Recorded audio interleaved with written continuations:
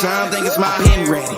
Used to hold myself back, my self-esteem been petty. Gotta keep on chugging, ran through everything in front of me. Might smoke bed heavy, got a whole agenda. Can't aspire to get ahead, so bump that, it's no surrender. Got a dollar flipped up, I'm trying to get it an FT to get them with their hand and crypto. Learn how to fix that. I don't really hold out of books, but I'ma learn how to fix that. Some opportunities and never come unless you paying attention, so no, I can't miss that. Moving, MVP, I got the record, I might have to prove something. Big jumper worthy, they gon' have to retire my jersey early. Whole crew coming, had to work something, cause I had nothing in my pocket, yeah, I did all that. Big plans, partners trying to make profits, yeah, I did all that. Work, sweat, and tears breaking, even no ends, yeah, I did all that. Had to make it happen, putting hours in my practice, I did all that. Yeah, I can't take no loss, yeah, I don't even know what it costs. I hit the ground, then it go off, yeah, hit the ground, then it go off, yeah, I can't take no loss, yeah, I don't even know what it costs, yeah, I hit the ground.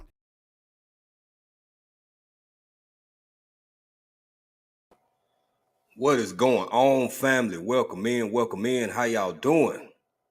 Yes. On this here Trill Tuesday. Yeah, we're going to have a conversation tonight, folk. Yeah. Oh, I'm going to put this out here early. This might not be one for the babies. All y'all listening in the car, you know, I give a heads up if I think something coming. But just different parts of the whole nature of the conversation that we finna have tonight might be a little too heavy for the little ones. So just be forewarned. Just putting that out there in the universe so everybody know about it.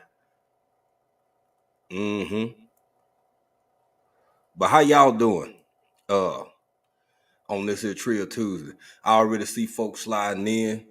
My dear sister, Unbiased LLC, the first one off. I gotta tell y'all, family, now, in my Anita Baker voice, I apologize. Oh, believe me, I do. Because I'm about, an hour and a half, 2 hours late, something like that. We usually do it at noon on the East Coast. And hell, we already, it's like 9 o'clock. And I know my girl, speaking of Unbiased LLC. Yeah, she come on at 3:30 Eastern Standard Time. That's Texas time. So I'm going to try my best not to make this no long one. But we're going to have a conversation tonight, family.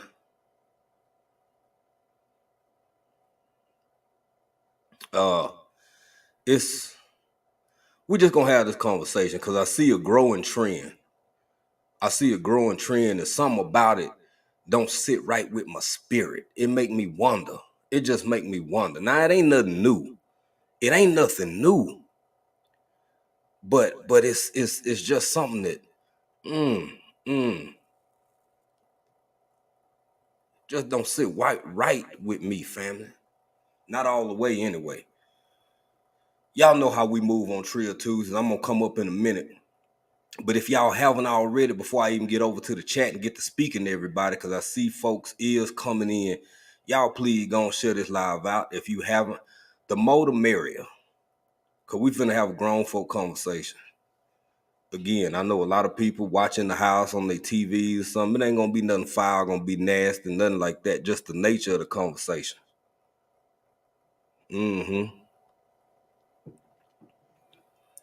Yeah. Let's get into it. Who we got off of Unbiased LLC?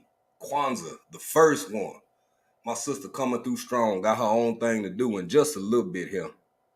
Still showing up, showing love. That's what I'm talking about. By the way, if y'all haven't congratulated Unbiased LLC on that 3K she done hit over there grinding, stay working,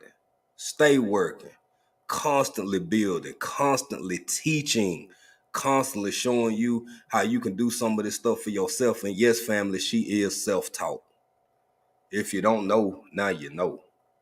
Outspoken Libra Krista, how you doing, young lady? You better get in here and enjoy yourself.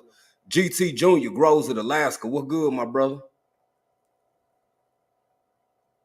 Who else we got? Sugar Daddy 1 William. Sir, if you don't get here and enjoy yourself, you and GT. Happy Mac, what's going on, family? CC's Texas Garden. Yes. Lynn's life lesson. Miss Lynn, you and CC, y'all better get in here and enjoy y'allself on this here Trio Tuesday. Let's see what I spoken. What Krista say? I'm okay, African dreaming. Other than I was outside the porch, my daughter, and a bee stung me on the corner of my eye. My goodness. Oh my goodness. Well, yeah, I'm sure sending good vibes and prayers, and I hope you gotta be careful with that, man. You know your sight is precious, boy. You ain't got but two eyeballs. You ain't got but two of them. So I'm glad you all right. My goodness. Sorry to hear that. Jesus Lord. Who else we got off in here? Sugar Daddy Williams said he don't really do politics. I don't either, man. Honestly, I might talk around the parameters of what political decisions or lack thereof may ultimately result in, but I don't get into naming politicians or declaring allegiance to this side or that side or whatever. No, baby, I only move like that. Either you're for me or you're against me. Either you're helping me or you ain't. But tonight we are gonna talk a little bit, just a pinch about politics, just a little bit, and I'm gonna tell y'all why in a minute. I sure am.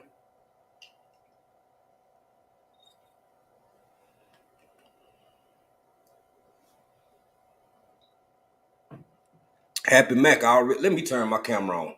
Hold on a minute, y'all. Happy Mac already hitting on something.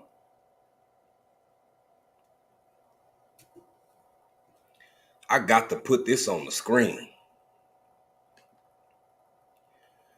Happy Mac said it goes along with the wave denial of everything now, so that way rich people can do it again. I can't call you wrong. That's what I can't do. Not me.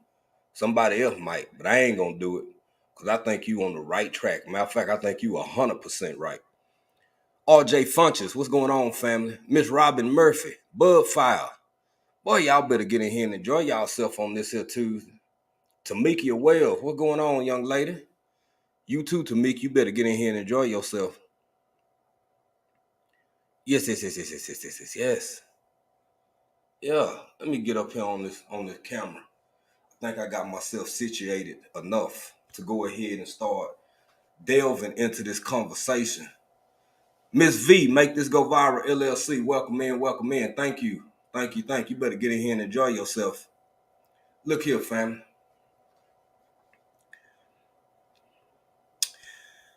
I see a growing trend.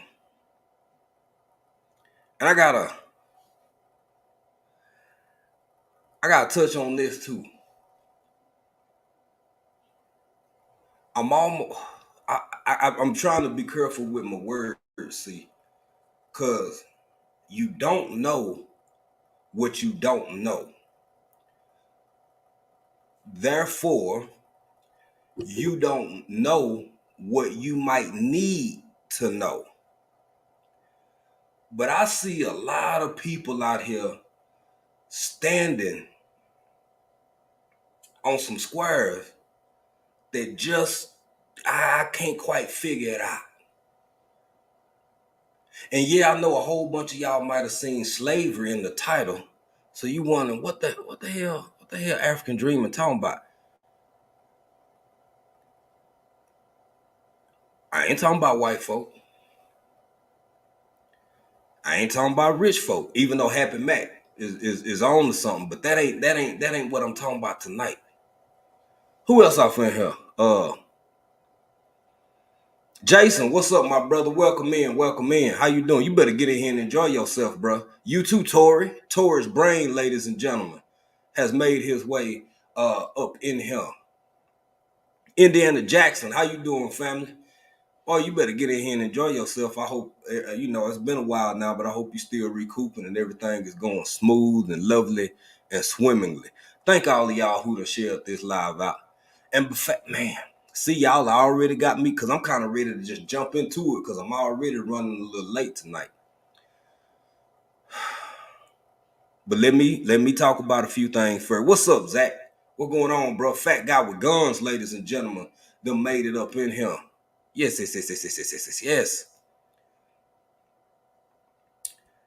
Let me start off with the regular, get kind of, the minutes, if you will, out of the way.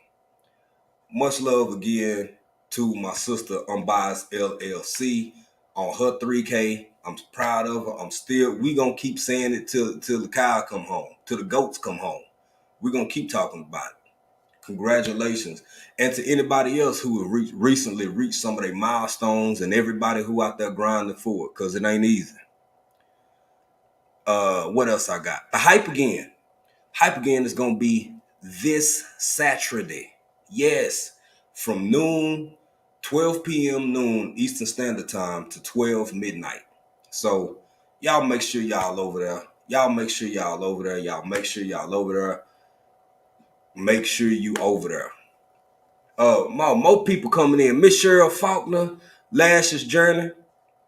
Miss Cheryl, thank you for Sunday. Thank you for coming up, eating your potato, enjoying in the conversation, sharing in the conversation for Sardine Sunday. That was amazing. It's always amazing to have some of your elders kicking back, chopping it up with you, talking with you.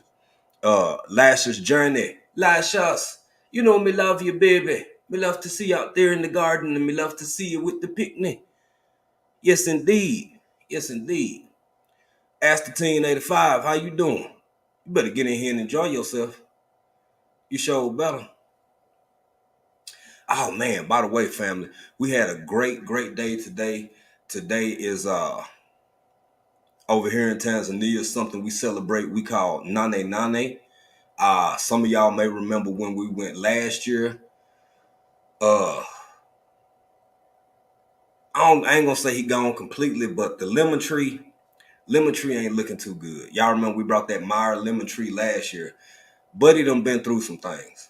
But we did get some more seeds. We actually got some videos coming because something we ain't never did since we've been here. We've been living straight like the locals.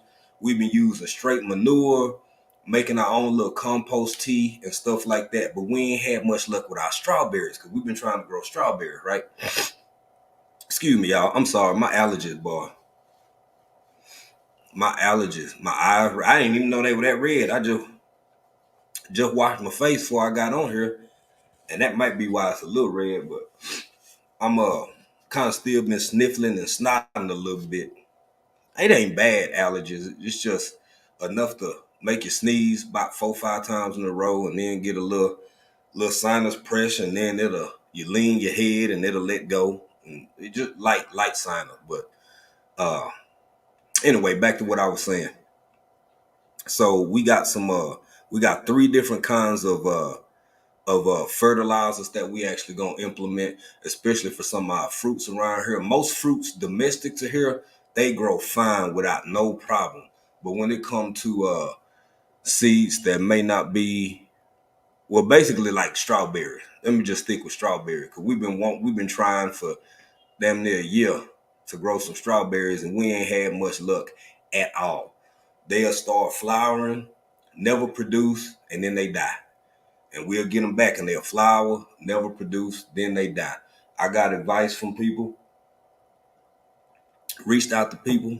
I tried about 3 or 4 different things. Nothing worked. So what we're going to do now is use some of this fertilizer, a soil mixture, goat fertilizer, manure, soil, and we're going to hit them with some of this fertilizer and see if that make a difference in anything. Because my wife absolutely loves strawberries. That's her favorite. That is strawberries and berries. She absolutely loves both of them. So for us to have some right here at the house would be amazing, because all of them that come in are import, and they hell, probably U.S. prices now, about $8-9 U.S. for a little. I don't even know what that is. Like a little paint thing of them. One paint is like $8-9 U.S. I'm sure. Whatever. I'm gonna keep paying that shit over and over and over. What else I got? Oh, yeah, like I said, baby gonna be in the hypathon along with a whole lot of other people. Crafty Leo, a lot of people participating. Y'all gonna see us, Big Rooster, Motivation from the Weightlifting Geek, Unbiased LLC, and Taurus Brain. All part of the team that's together putting this whole thing together. So y'all make sure y'all there Saturday, man, noon Eastern Standard Time. Jess and Bean, okay, how you doing? Welcome in. I don't remember seeing y'all before, but it's nice to have you here. We sure do appreciate you. I think I spoke to Astatine 85. Yes. Uh, there she is, Pieces of April. How you doing, young lady? Okay. And I don't see her in here, but hey, Shanna, wherever there's a Jason is somewhere is a Shanna. So hey, Shanna. Uh, what else I got?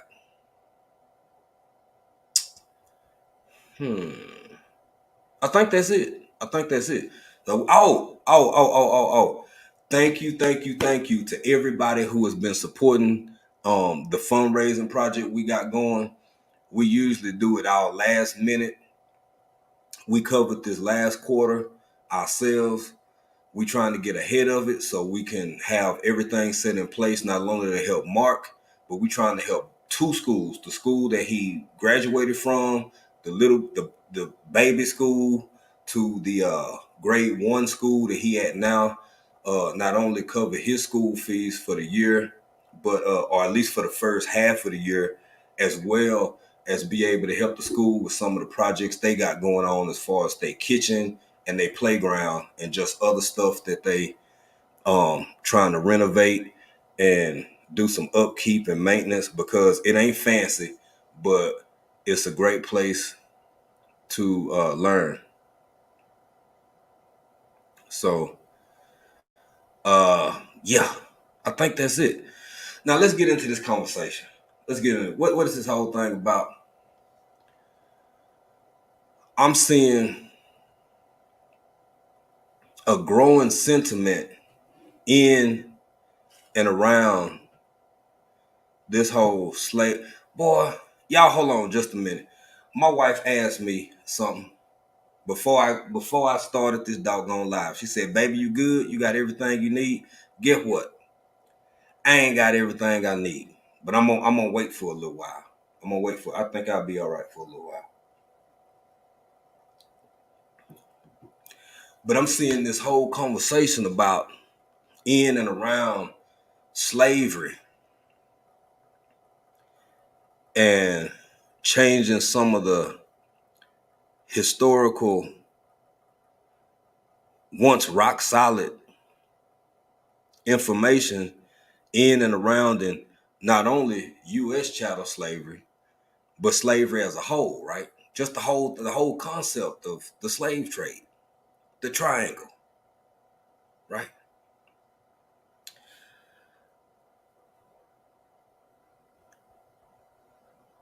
A lot of people looking at and paying attention to Florida, and rightfully so. Why not? Why not? But for me, that's only one part of the equation. Because I see a whole lot of folk that look like me. Y'all going in real hard on Florida and y'all going hard on Ron. But family, what you do when the call coming from inside the house? There is a growing movement, a growing sentiment of folks who look just like me who saying that, well, that shit, slavery it wasn't like that. It wasn't like that.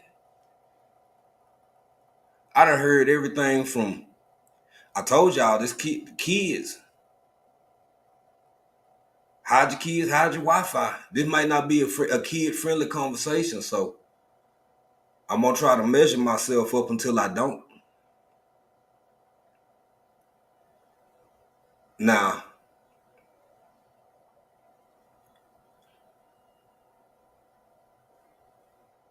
why is this whole concept growing? Why is this becoming such a thing, a trend, a fad, a fashion so much. Because I'm not mad at nobody who says that they're indigenous to the Americas. Now, me personally, I personally believe my nationality just so happened to be Texan. Yeah, I'm a Texan. Born and raised. That's my nationality. Ancestrally, I see myself as an American African. That's just me. See, I don't go around telling other grown folk what they do, what should do, how they should acknowledge themselves. I always try to enlighten people, but I stop right at the cusp of telling somebody who they are and where they from, because damn it, I don't know.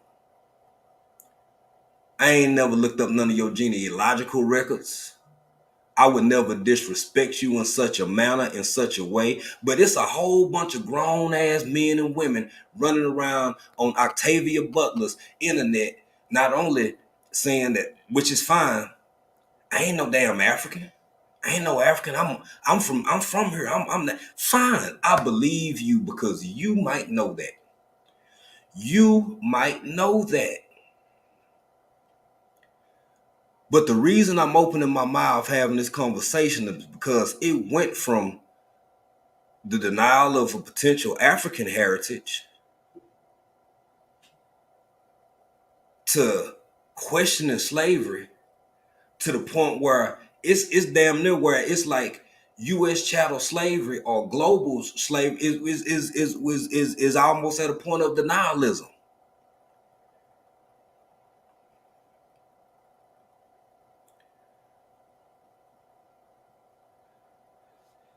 I see acknowledgments on this side, and then I hear the absence of acknowledgement and the potential of what may or may not have ever even damn existed, which, hey, Lala, what's going on? TX Lala up in here. My man Zach, fat guy with guns, still up in here. What's going on, family? Y'all better get in here and enjoy yourself. So you got a whole state saying that their curriculum moving forward will no longer include Black history, slavery, or anything to the sort. And then the other parts of it that will be discussed and acknowledged.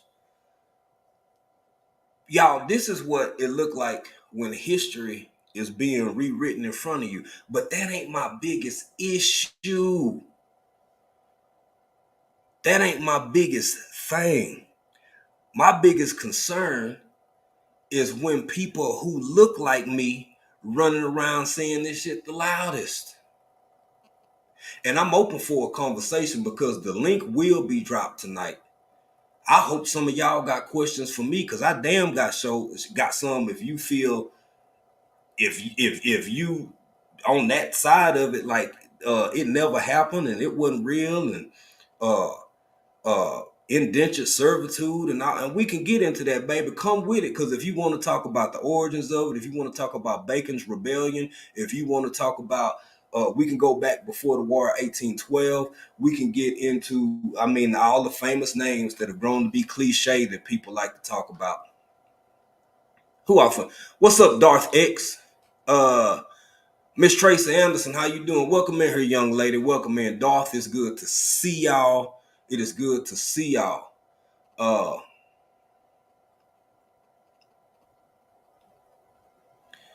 I was trying to read what Darth put. I'm going to get to the comments in a minute. And I think that what's happening in certain parts of the world, and especially with a curriculum change like that in Florida, I think it deserves conversation. It deserves some attention. I think it deserves some resistance.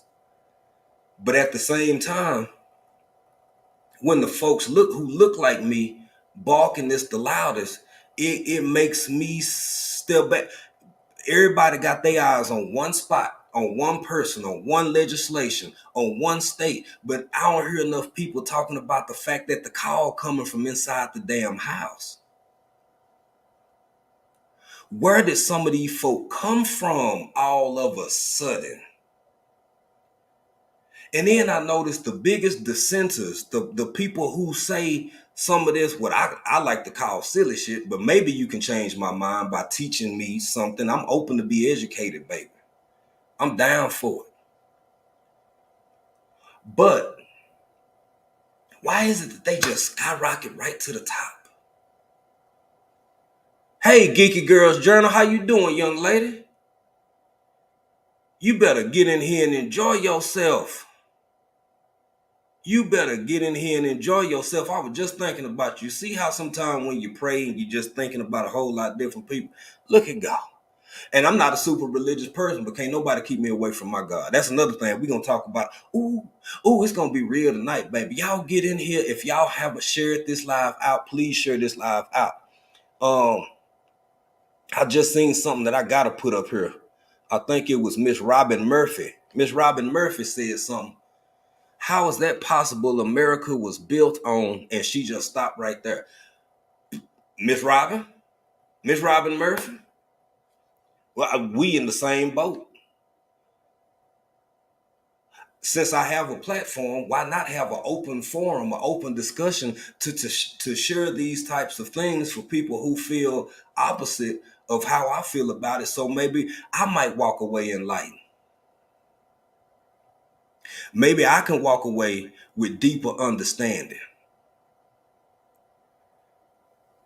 Matter of fact, family, let's go ahead and get into this first little piece of content. And before y'all get too matter of fact, I'm gonna play it like this. I'm just gonna do it like this. Let's get it. Let's get into this. And then we're gonna talk about it on the other side.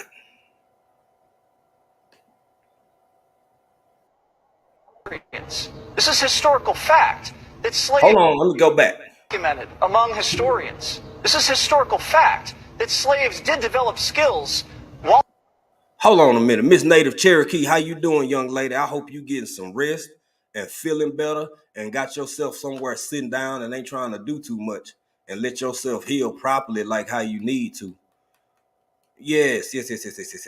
But let's go on and get into it. Let me take it back one more time. I'm gonna shut up, family. Popcornologist Gab Cass, what's going on? Welcome in. Okay, let's get back to it. Documented among historians. This is historical fact that slaves did develop skills while they were enslaved and then used those skills as blacksmiths, as in agriculture, tailoring, in the shipping business, to then use to benefit themselves and their families once they were freed. That's not controversial. And it actually speaks to the resilience and the aptitude of the enslaved African Americans who were at the time able to better themselves and able to improve their situation despite brutal conditions, horrific and abhorrent conditions. Now I'm gonna stop right there. I'm gonna stop right there real quick. And I just want to see what some of y'all got to say in the chat, because it's another piece to this now. Before everybody go in too hard on homeboy here, hell, you a grown man. You entitled to your opinion. I see what Lala said rewriting history line. That's how I feel. But it gets deeper. See, this what I'm always talking about them because I hear the word distractions a lot. And sometimes our attention got to be put, which is a difficult thing to do, got to be put in two places. Sometimes your attention, unfortunately, needs to be divided into two places because, baby, sometimes the call coming from inside the house. Oh, hold on, y'all can't see me. I'm clutching my pearls.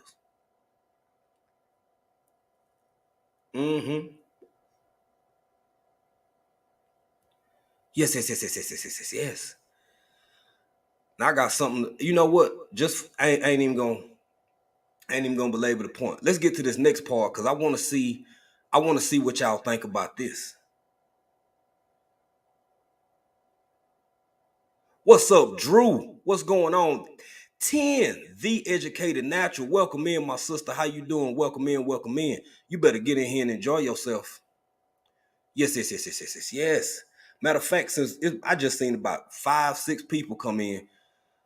I'm gonna take this back one more time because it's a short little clip, but this time I'm just gonna let it flow all the way on through over to the next one.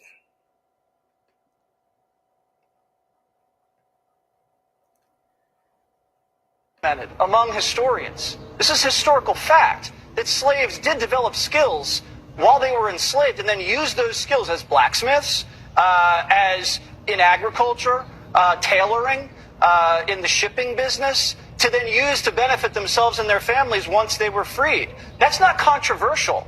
And it actually speaks to the resilience and the aptitude of the enslaved African Americans who were at the time able to better themselves and able to improve their situation despite brutal conditions, horrific and abhorrent conditions.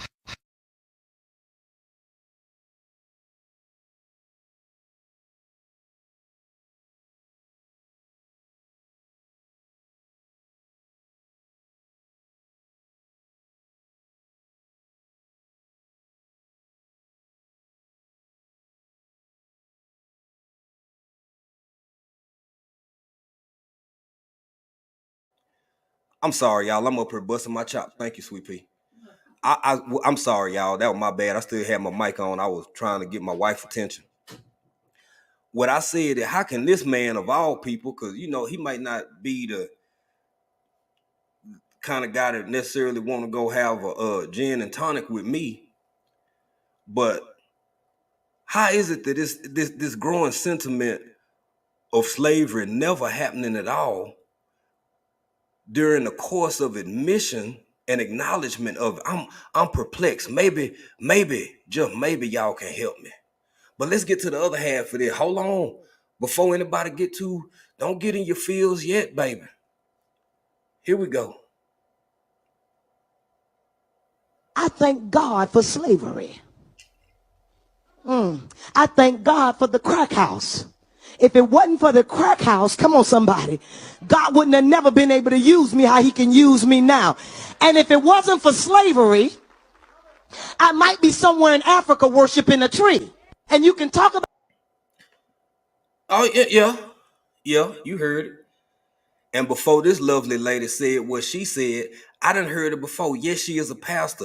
One of the 2 people out of the last 2 clips that's been played, one of them is an elected official. And it ain't the first, homie.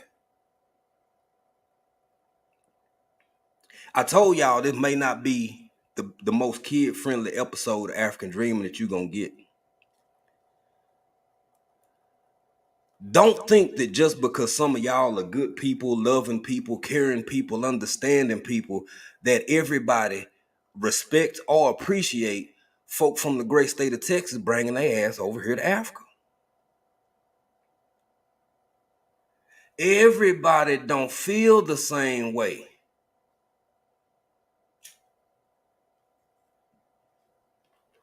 I'll never be caught up in none of these diaspora wars.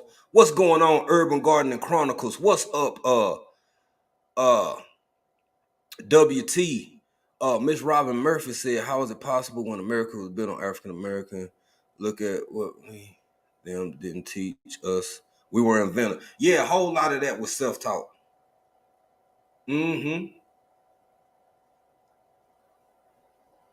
Yes, Sugar Daddy won. Yeah. Yo, leader. I'm gonna run it back for good measure. Hurry up, boy. I don't want to hear you no more. Let me get to it. I'm gonna play it one more time for the people in the back. I thank God for slavery. I thank God for the crack house. If it wasn't for the crack house, come on somebody, God wouldn't have never been able to use me how he can use me now. And if it wasn't for slavery, I might be somewhere in Africa worshiping a tree. And you can talk about... And I'm not gonna be mad at her. I don't understand it.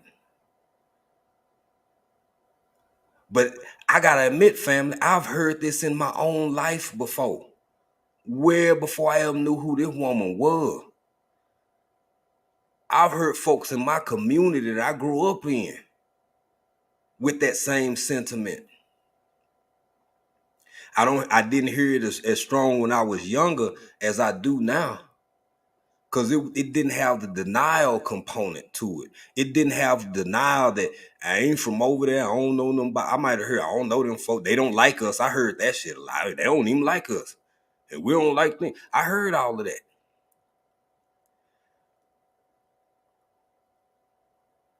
But I'm always amazed at, I'm always amazed at how people can have disdain. What's up, Renrock TV? Odom's Homestead. What's going on, bro?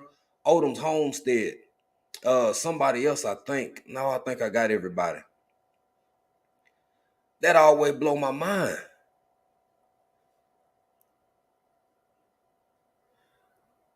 Miss Lynn, basically in this sermon she was giving, she was saying she thank God for the crack house. She thank God for slavery, because but for slavery, then she would have had herself over here in Africa, probably worshiping a tree or doing something like that. And I'm amazed by people who indulge and surround themselves in theology and don't understand what the Ethiopian Bible is. And we ain't gonna get into a theological conversation tonight, family. I'm gonna stick with the topic at hand. But I'm always perplexed.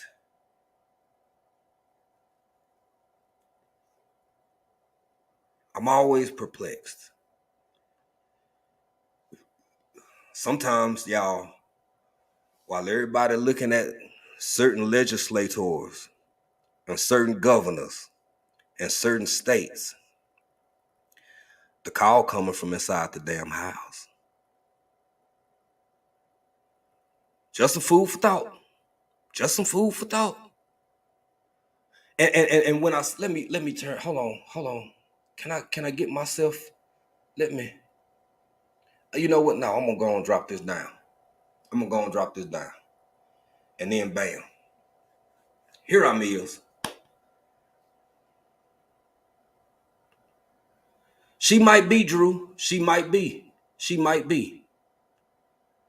But what a bold statement. And for those who just coming in, the conversation tonight is primarily existing around this new growing sentiment centered on the denial of slavery ever even being a thing. And if it did happen, it didn't exist in the capacity to which it's been recorded, or the oral history, or the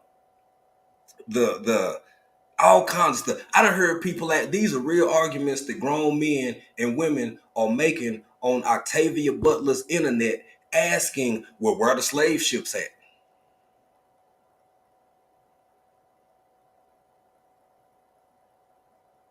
For the sake of a fair and honest and intellectually prudent conversation, I'll entertain stuff like that. What goes through my mind ain't necessarily, it doesn't have to be disclosed.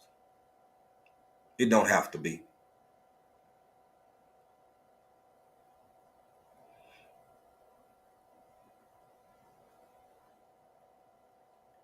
But this growing sentiment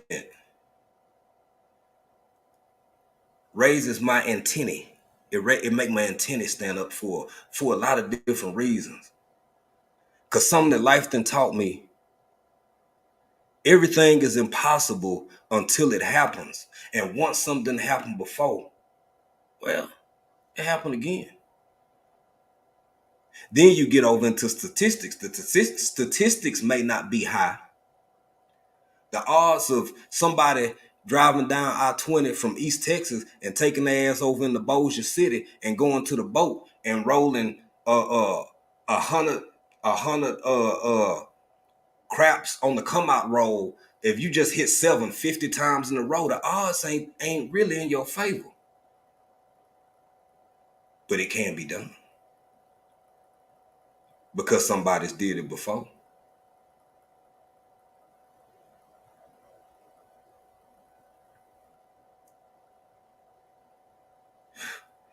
Folk don't even understand.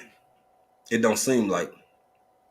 I got to get somebody comment. What's up, Blues Clues? How y'all doing, family? I see a whole bunch of y'all in here, man. I got to get back to some of the comment. But as I kind of putting this live together after we got back today, I was sitting here thinking, man, I don't know if folks see what I see, or the possibilities, the good and the bad.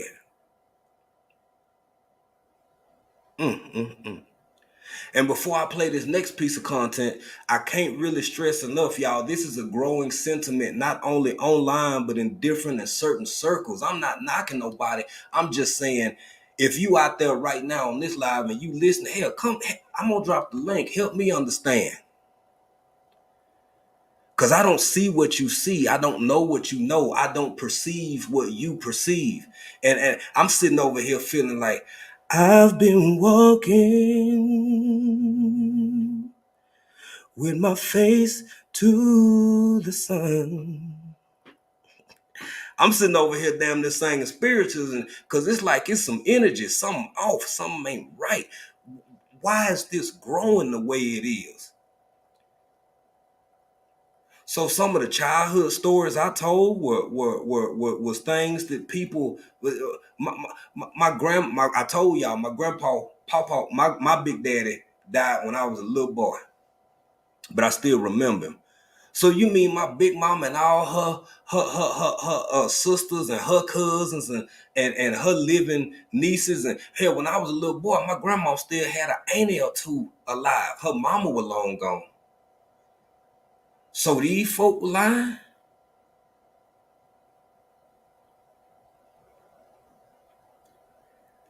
Now I'm gonna be honest about some stuff before I get to this next piece of content. I can process a world where we went from rotary phones to these right here. I can live with that. I can process living in a world where we went from pen and paper or pencil and paper to typewriters to everything being via email. I can live with that too. But when I'm sitting back watching history be rewritten in front of my face, and I'm watching some of the conspirators assisting in this, I can't help but sit back and put my hand on my chin and cross my arms and say, my God.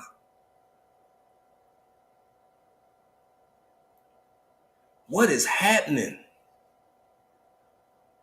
What is going on? What do y'all know or see that I don't know? Because I want to know. I love information. What's going on, Miss Grace Guys? How you doing? I see somebody speaking to Shanna. Hey, Shanna. Hey, Shanna. You better get in here and enjoy yourself. All of y'all. You too, Miss Grace Guys. But y'all, I wasn't playing game. This ain't just on the internet. This is a real growing sentiment that I'm trying to understand. So I'm going to shut up and I'm going to play this next piece of content. What's up, Tamika Davis? How you doing, young lady? You better get in here and enjoy yourself on this here Trio Tuesday. You show better.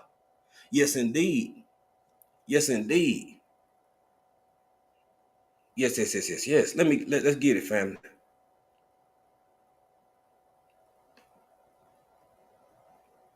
Hey, Sonya Siegel. Slavery.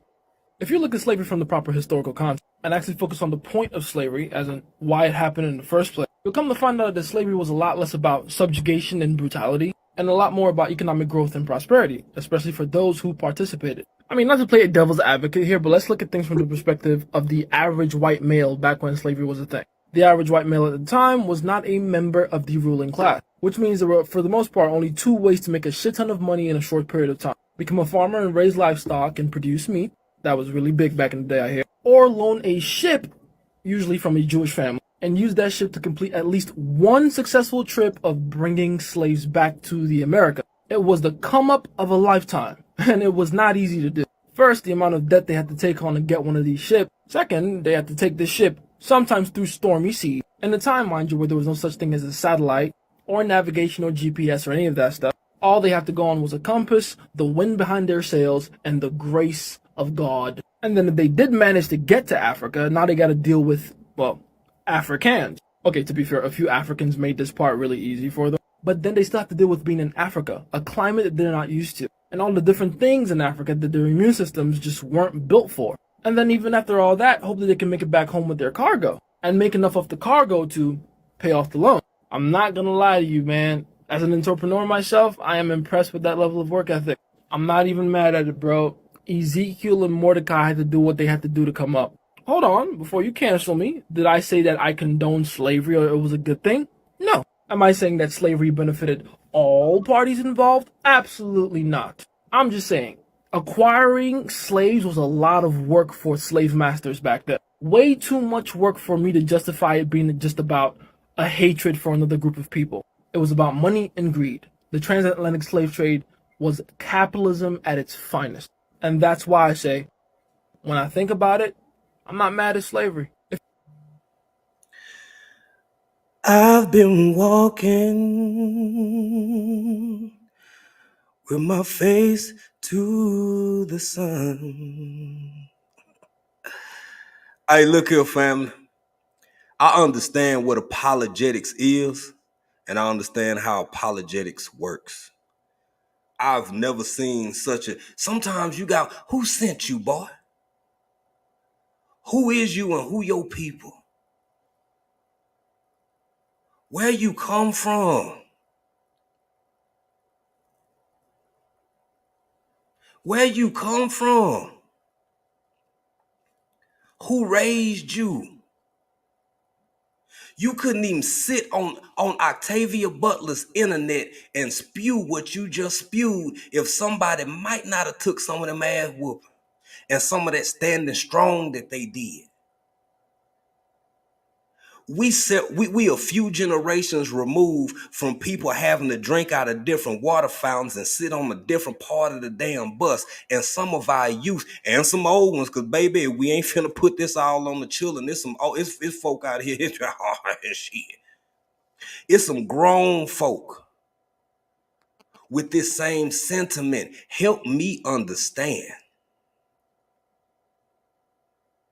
Help me. I wasn't playing no games, and no, this is not isolated to just some online rhetoric. There are people out here who feel and believe this with their whole chest, mind, body, and spirit, and they look like me. Andre 3000 said a long time ago, every blank with dread, every blank with gold ain't for the fall. I'm talking about gold teeth with golds ain't for the fall, and everybody with dreads ain't for the cause. You can wear all the hairstyles and put in all the grills you want to, and that don't determine your character.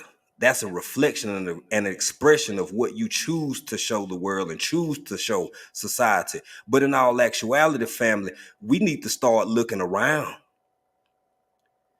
Everybody worried about Ron, and everybody worried about Florida and Florida legislation.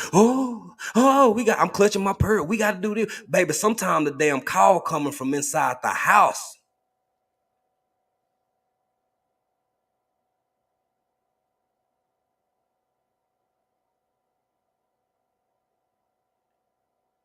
Sometimes the call is coming from inside the house, family. I see people in here. M. Edwards. I got to get to some of these comments. Our sister Sonia Siegler, WT. I think I saw one of my elders tip in. Yankee Sister Homestead. How you doing, young lady? You better get in here and enjoy yourself. You better get in here and enjoy yourself. Y'all, there's so many good comments. I'm still struggling. I got to go back. I got to get up to them.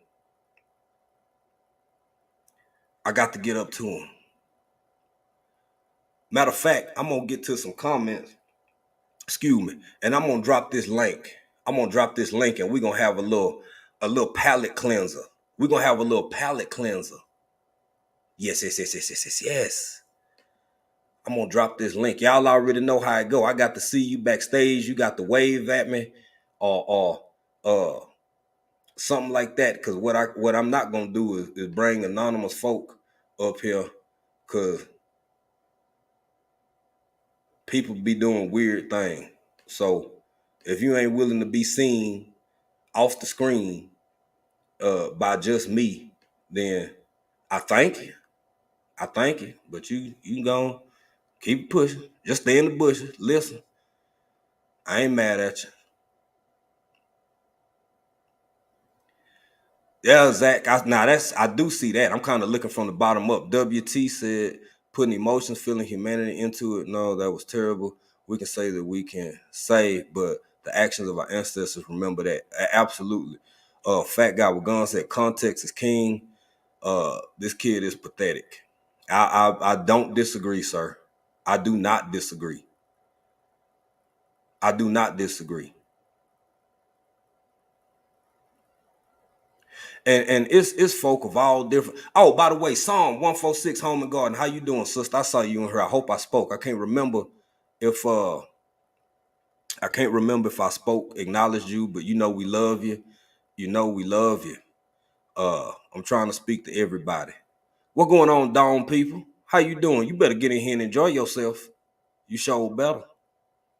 Yes. Let's get a little palate cleanser, y'all. The link is in the chat before we get to the other part of the conversation. This is just to show some of the beauty, because there's a lot going on over here and on the continent of Africa. 54 countries, ladies and gentlemen. 54 countries. It ain't just Africa is not a country.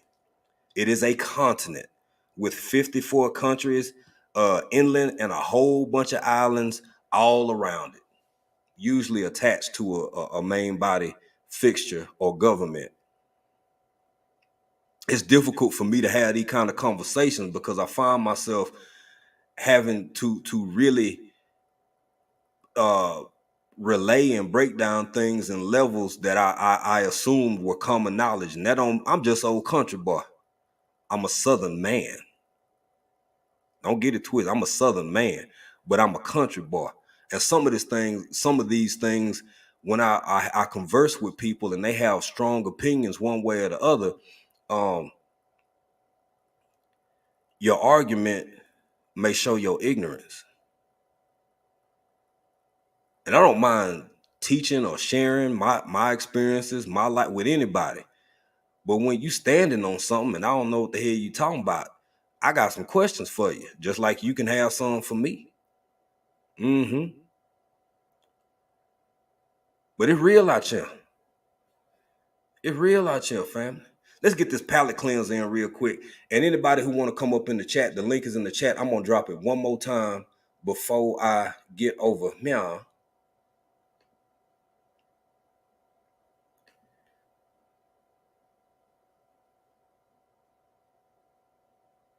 I know that's right, Blues. It's just why can't it just be wrong? Why can't it just be an unfortunate situation that happened in history, in human history, and there are still very prominent remnants. I gotta put what Blues said up here.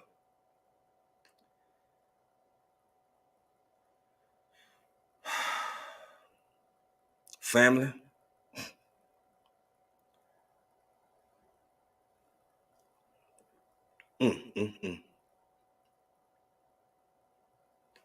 I ain't never been disillusioned enough to think that every white person on this planet loves me. I know some exist who despise me strictly for this nappy head of hair I got and this dark brown skin. I don't get in grown folk business. I ain't gonna tell y'all what to do. I tell you what I've chosen to do. I'm gonna treat and love on people individually with however they treat me individually. Divide and conquer is a very powerful thing, family. It's a strong, robust, muscular, assured position to possess and place upon others. What going on? Chilling with the realest Mary B. What going on, family? Welcome in, welcome in. That's a good point. Mary B just said Alabama, right? Mary B just said Alabama. Hell, Alabama was a slave. The area where that happened was one of the biggest slave ports in the South. Matter of fact, I'm up here talking about this palate cleanser. Let's get into this. Let's get into this just real quick, family. Because this folk out here making some real strong, rock solid, down hard, cold argument. Y'all see it, and I don't give a damn folk talking about me. I don't care, baby. If you know what, for one, I'm not rich, never have been, live comfortably. Thank you, Lord. Another thing, I'm always repping Texas. Some of y'all might get tired of seeing the damn Texas shirts, the Texas sweatshirts, the Texas cap I wear, all that. But I'm gonna tell you something. I said it earlier, I'm gonna say it again. My nationality is Texan. My ethnicity is African. That's just me. I'm not putting that on nobody else. But I am gonna say this. I got a question. What going on, Big Rooster? OG, what going on, bro? You better get in here and enjoy yourself. And everybody else. Miss D's Hollywood Garden, how you doing, young lady? You better get in here and enjoy yourself too. Hey, y'all get on in here. I'm gonna read y'all something. But I got a question first. Because I know I got some Texas people off in here. Any of y'all ever been on the Texas Giant? I think it's shut down now because of something happened a few years ago. Any of y'all ever been on the Texas Giant? Have any of y'all ever been to Six Flags over there in Arlington, in Dallas, Fort Worth? I have. When I was little, y'all see I'm up here talking about my big mama and some of her cousins and some of her aunties who were still living and some of her brothers and stuff, right?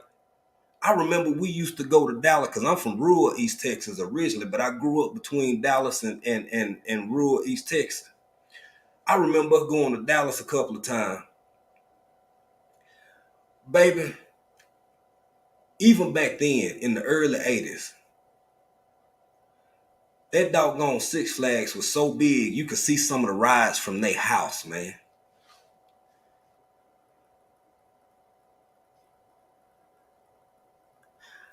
I remember listening to old folk, because that's who I spent most of my time with when I was little. I guess they was lying.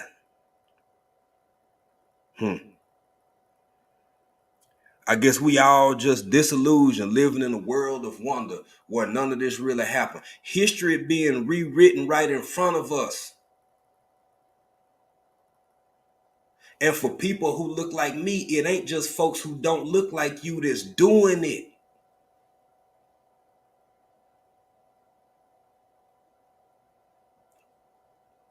Better pick your village. you better pick your damn village, boy.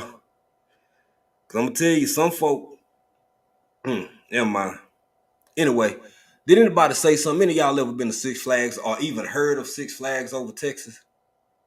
Do any of y'all know why that amusement park? Yeah, it's in other places. Do y'all know why it's called Six Flags over Texas?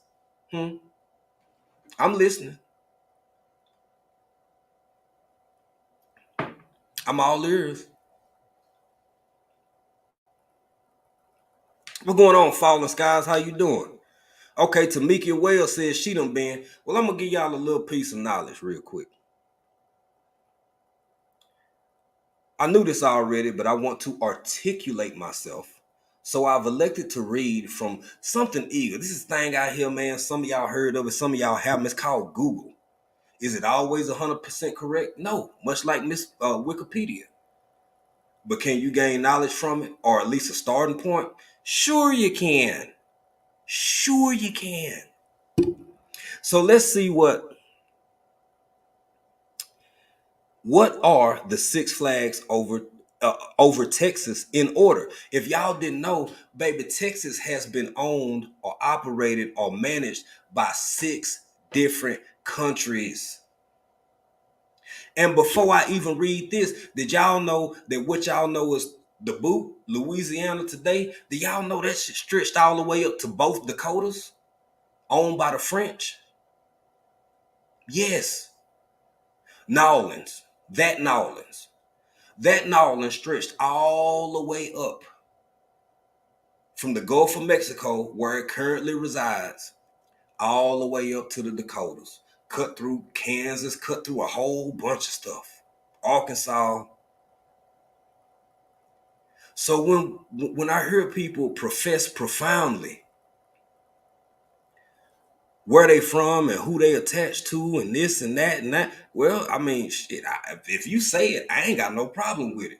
But when people start telling other people who they not and where they not from, well, let me ask you what you know about what you talking about. Anyway, let me get to this, and then we're gonna get to this palate cleanser, because it don't seem like nobody want to come up with. That's right, Sugar Daddy William. The Louisiana Purchase. Again, many things I just took for granted and assumed were common knowledge, but apparently, whatever. What are the Six Flags Over Texas in order? They are the United Kingdom of Spain. That's one. The Kingdom of France. That's two. The Republic of Mexico is three. The Confederate States of America. Oh, yeah, baby. Oh, yeah. Jefferson Davis ran all of that. Jefferson Davis ran all of that. The Confederate States of America. And lastly, and currently, the United States of America.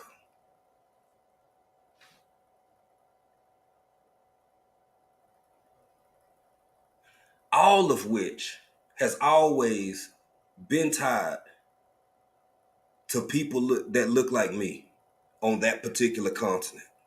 Hell, and over here, honestly.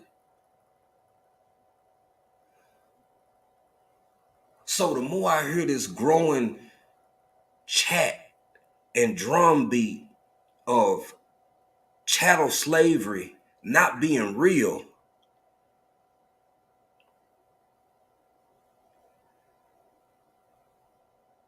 who sent you? Who is you? And who your people?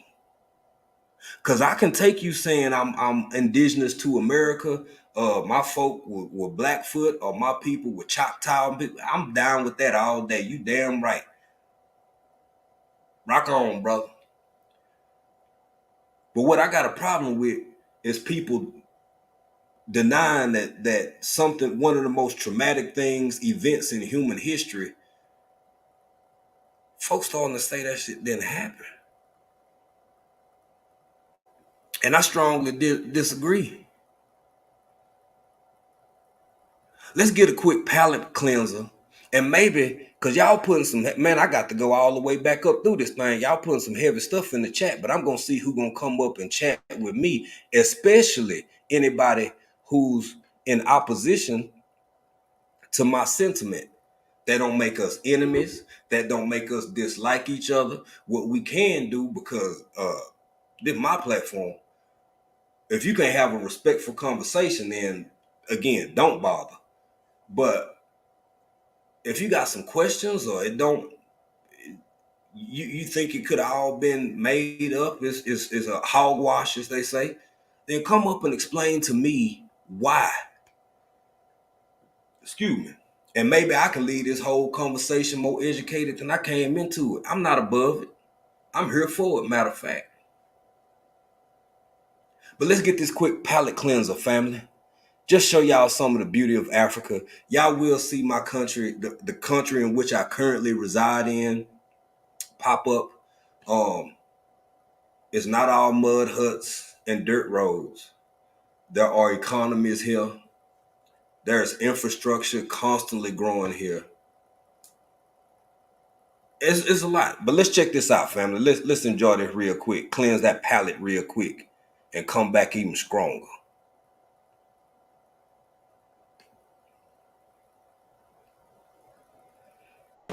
Jerusalem, ikayalami, ngilondoloze, uhambenami, zungangishilana. Jerusalem, ikayalami, ngilondoloze, uhambenami, zungangishilana. Oluwabona, I'm not perfect, I came from ruthless times as a juvenile. Ngilondoloze, zungangishilana. Look into my eyes, see pain and sacrifice. What goes on my mind, just trying to survive. Okay. Yeah, I just want to play that. In today's tech. I know. Hold on. Nope. You get off of there. Get away from that, boy. Get off of there. Stop. Don't you play nothing. Now, a picture can make anything look good. Is most of this skylines and some of the best that some of these cities have to offer? Of course it is. For sure. For sure. Do you see some of what's on the screen right now immediately outside of some of these major metropolitan areas? Of course you do. Of course you do. But here's the thing. As we sit here in 2020 having this conversation on Octavia Butler's internet, baby, it's folks who still completely stuck in an era where they think every little child over here sitting around with flies in their eye and ain't got no clean clothes.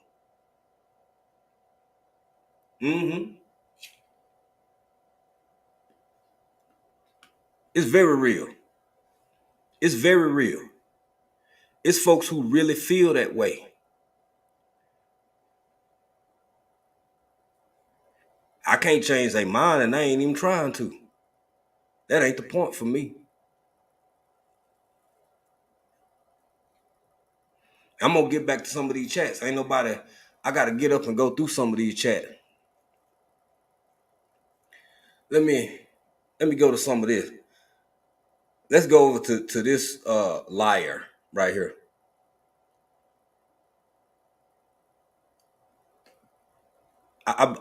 Y'all, I reckon. Hold on. I guess this woman here is lying. Mother Anna Mae Perry. And the reason I want to talk about her from learning about her,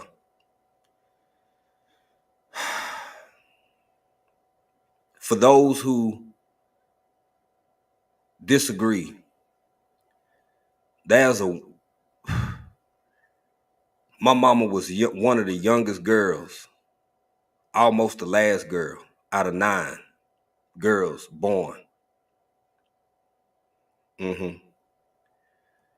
My mama was one of 3 that was actually born in a hospital. I'm gonna elaborate more on this in a minute.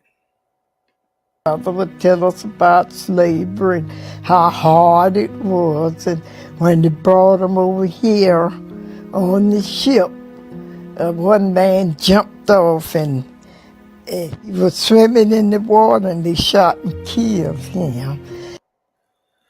Now, I guess this just got made up too. I'm gonna let this ancestor now, because she's no longer with us. I think this is actually from 2004. But y'all, the writing's on the wall. And a whole lot of it coming from folk who look just like me. Once the oral history has been diminished, you don't even know you got a fight left. There is no explanation because it never existed. Many other things have been lost to the annals of history by war, destruction, so on and so forth. So for whoever do listen to something like this or have these kind of conversations, because I know I got some elders in here. If you chopping it up with your I'm sorry, not chopping it up. If you talking to your grandbabies and your children in 2023, by 2063 or 2073, the whole slave trade might have well be something that happened in the 1st or 2nd century. Listen to me now. Believe me later on. But I'm gonna let this elder finish speaking. And it was so, it was, those things, when I was growing up a little girl, it worried me. Father in heaven, let this mother have a safe deliver. Let her deliver this baby safe and sound without all hurt, harm, and trouble. I wasn't 5 years old when I thought about it, because that's when my brother, I'm 5 years older than my brother. And that's when I thought about being a midwife, when he was born. Sometimes I didn't get a dime, but I took care of that little baby that I didn't get no pay for, just as good as I did if you'd have paid me the full thing. My mother, in her midwife work, she's been called 1 o'clock in the morning, 2 o'clock in the morning, any time of night or day. She was calling. When she was called, she got up and went. And her patients were very lucky because Mother Perry had one simple secret to her success. I was always a praying person. And just like if you came to me, I'd have them to come to me a week ahead. I would start to pray. And every night I'd get on my knees and pray my prayers. I'd ask the Lord to let her have a safe deliver. And I never had no bad trouble. Out of the 514 babies, I gotta stop right here real quick. I just got to say, I see you, ARD. What's up, my brother? Welcome in. Sugar Daddy William 1. Thank y'all for that love. I'm gonna get to y'all in just a minute. Thank y'all. And for those, I don't know. I guess this didn't happen either. I guess them women in them old country towns. First off, doula, the idea, concept of being a doula is picking back up. Being a midwife is picking back up. The birth rate and the fatality rate, even in 2023, of Black women in childbirth is astonishing. You wasn't welcome everywhere back then. You couldn't just slide in any hospital you want to, and it was on the books that you had to be treated as a human being, much less treated well. So I guess since slavery didn't happen, these women just did this for S's and giggles, because they just felt like it. I'm a young man from rural East Texas, and I can remember the folk coming in the house because my grandma was an evangelist, and folk just praying because somebody having a baby, because somebody bringing the life into this world, and it was taken seriously, and you needed somebody to walk you and guide you through that process. But now, because everybody got access to everything, ain't nothing serious no damn more. Don't nothing mean nothing to nobody no more, because everybody can just have access to everything. But when you was excluded and you had to go in this grocery store over here, or if you could shop over there, you had to take your ass in through the back door. But now it's 2023 now. I don't expect no slavery ever never happen. It's 2023. That was forever ago. Listen to me now, believe me later on, family. Anything that's done happened on this earth that happened before can happen again.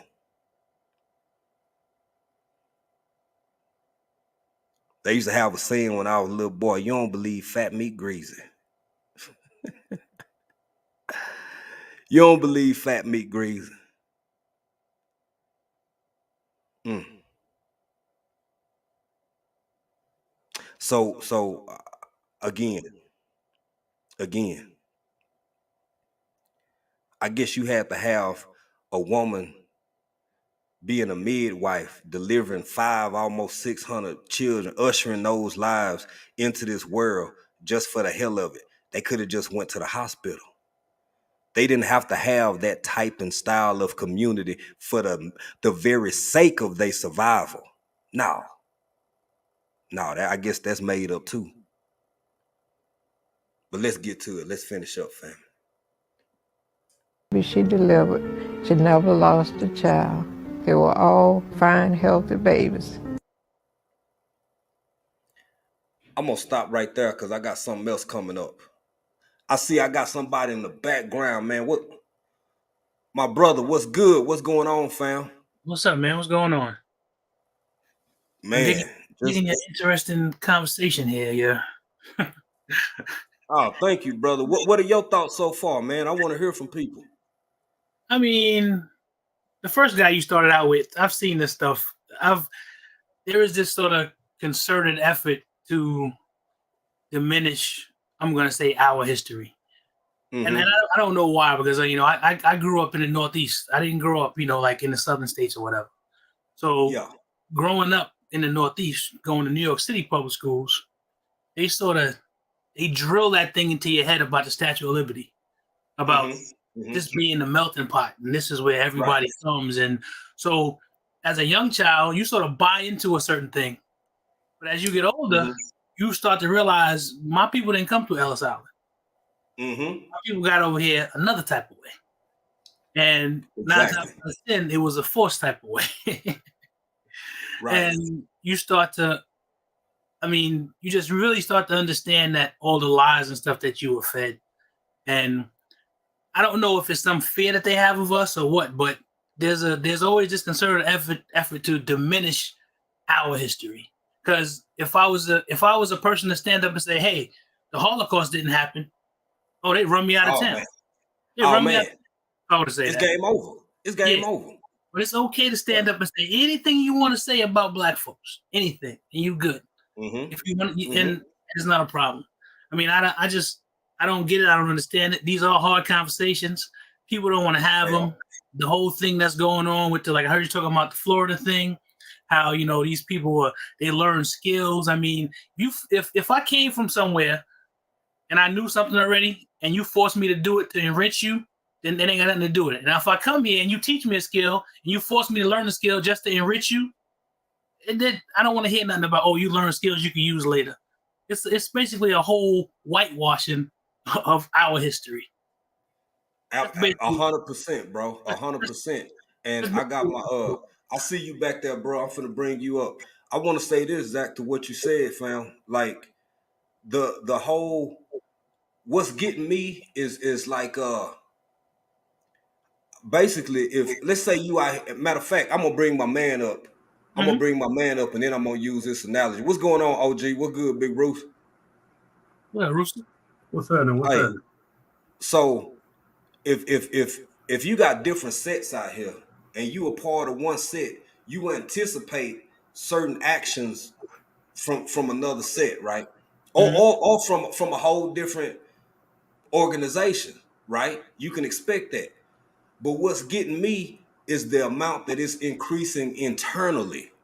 I'm seeing more and more folk who look like me say that this ain't like that, and I don't see my Caribbean people on that denial to the tie back to Africa. I don't see my Jamaicans, my Barbadians. They might, if anything, they'd be like, I'm not a Black American or something. Fine, it's very complicated, it's very nuanced. But at the same time, I see you back there, sis. You good? You ready to come up? Okay. I'm tripping because I don't get two things, man. And then I'm gonna go to Rooster, and then I'm gonna go to Urban. I don't understand why this whole ideology is growing, for one, and for two, how people who disperse these sentiments over the internet and in other communities, man, they shoot straight to the top, even via the algorithm. They some of the biggest, most prominent people who just shot up overnight. And I'm like, I'm putting two and two together. But Rooster, go ahead, man. What you think, bro?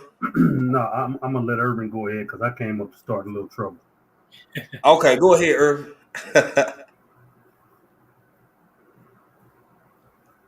Turn your camera on. Mike. Can you hear me now? Y'all can hear you now. Yeah, Okay. yeah. I missed the beginning, so I didn't get the very first clips, but I came in enough information. So my addition is basically some of the foolishness that I'm hearing, which really upsets my whole being, but I have to try to ignore that. People don't know their own history. People don't know American history. They don't know, Underground Railroad, Caribbean history, Africa. They don't know their history. So people can talk all kind of foolishness and then they believe it. That's part of the problem. Right. And Right. your history is not going to be taught in the school. When I was coming up, we had to fight to get African studies and Black history in the curriculum. So it didn't exist when I was coming up. When I left now, the other kids got some of it. But even then, it was up to us to learn our own history. And even now I have to do a lot of research because there's a lot I don't know. I don't know much about the South American history. I hear you spitting out names and kernels and dates, and I go and I look them up. But we don't know our own history, and we're depending on somebody else to teach us what we should already know ourselves. And then now we're getting upset that they're saying it wrong. How many places can our kids go to know our own history? Because my nieces and nephew right now don't even know a quarter of what I knew in high school. And they're the next generation. They don't know diddly squat about nobody. They don't even know about Harriet Tubman. They certainly don't know about Nanny Maroon in Jamaica. They don't know about Marcus Garvey. They may know about Bob Marley, barely Bob Marley, but anybody else, they don't know. And it's like there's nothing new under the sun. When you go back and look at the events that happened, they're still happening today. Nothing much has really changed. Facts. They sort of take a stop. And we're acting all surprised, but the kids need to know we need to know our history, and we need to teach the kids the history and have actual books and documentation to go, not just oral history, actual factual dates and maps and times and all that stuff to pass on, because we're ignorant, and that's part of this big problem that we're having. Because that man talking about entrepreneurship, what kind of foolishness is that? Right. You heard that? You heard that part? Yeah. Entrepreneurship. We're still dealing with the backlash from that quote unquote entrepreneurship today. But I can't get too upset because we're ignorant. He's obviously ignorant. Yeah, that's true. True. Yeah.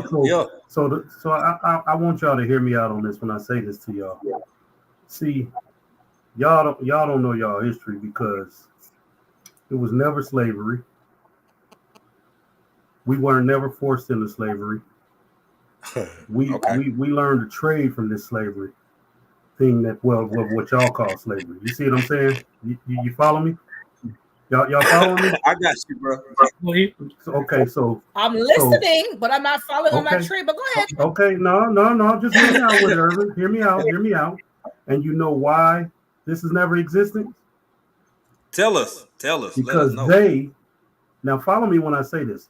They want you to believe that it did, and it didn't. Now, you heard what I said. The key word is they. So I want to ask you now. And so what I want to ask everybody is, and excuse me for cussing, but I want to know who the fuck they are. Because people come up and tell us, oh, they want you to believe that this didn't happen. They want you to. Who are they? Tell me who they are. Because we know this really happened in real life, in real time. You know what I'm saying? So don't come at me and holler out. They want you to believe this. They want you to, they set this up. Tell me who they are. Because if you can only come to me and tell me they said this, I can't believe what you saying to me, because you ain't never told me who they were. Who are they? That's the key question here. Who are they? Yeah, to that's tell you. great point. You see what I'm saying? So Yes. y'all, everything Yes. y'all saying up here is totally right. Urban, I get it. We all know that slavery existed. We all know. Yeah, okay. Let's just go with what Ron DeSantis said. Excuse my French for screaming names out. Let's just go with what Ron said, right? Mm-hmm. Oh, we Yeah, benefited Colin from Ron. that, right? Mm-hmm. Okay, let's just say that. Okay. Now, if we benefited, was it forced upon us to benefit from that? Or is it just something we just walked up on a plantation and said, "Oh, I want to learn how to be a blacksmith." Mm-hmm. We didn't walk up on a plantation and say, "Oh, I want to be a slave. Oh, I want to learn how to be a blacksmith. Oh, I want to learn how to plant corn and grow these crops and build houses and build a White House for the United States of America." We didn't ask for that. That That's was real. forced upon us. That was forced upon us. Yeah, they leave that part out on purpose. Right. Exactly. Absolutely. You see what I'm saying? No, that's real, Big Rooster. And honestly, I'll go ahead, finish. No. So I just want to say, when you come to me and say they, I want to know who they are. Who is they? Right. I want to know who they are. Who is they? That's all I want to know. Don't come at me and holler, "Oh, they got you believing that. They want you to believe that. They got you brainwashed." No, tell me who they are. Because my grandmother is from Vicksburg, Mississippi. Mm-hmm. Y'all know about Vicksburg, Mississippi. I know about it, baby. That's where they started the Civil War at. Mm-hmm. You see what I'm saying? My grandmother was born and raised in Vicksburg, Mississippi. You see what I'm saying? So they ain't got me believing nothing. I know history. I sat down and talked to my grandmother. You see what I'm saying? Mm-hmm. Mm-hmm. So I'm just asking anybody that tell me when you come to me and say they got you believing that or they got you, let me know who they are, because I want to know their name. You know what I'm saying? Who the F is they? That's all I'm saying, Jay. Forgive me for my little rant. That's all I really wanted to. No, you good, bro. You good, and they. Wait a minute, Jay. Do you see Parents Eye photography comment? Not yet. I'm finna go to it. I'm finna go down to the bottom of the chat. That's for Bat. That's not for me. That's for Bat. Let me get ARD right real quick. Okay. I'm sorry, Jay. Yeah. No, you good, fam. You know you at home when you here. We appreciate that love, ARD. Thank you. And now this one is for let me go back up here and go to my man Sugar Daddy One Williams. Showing love in the chat. We appreciate that, bro. Let me get you right real quick as well. Hit him with that George. We coming out strong with George right now, baby.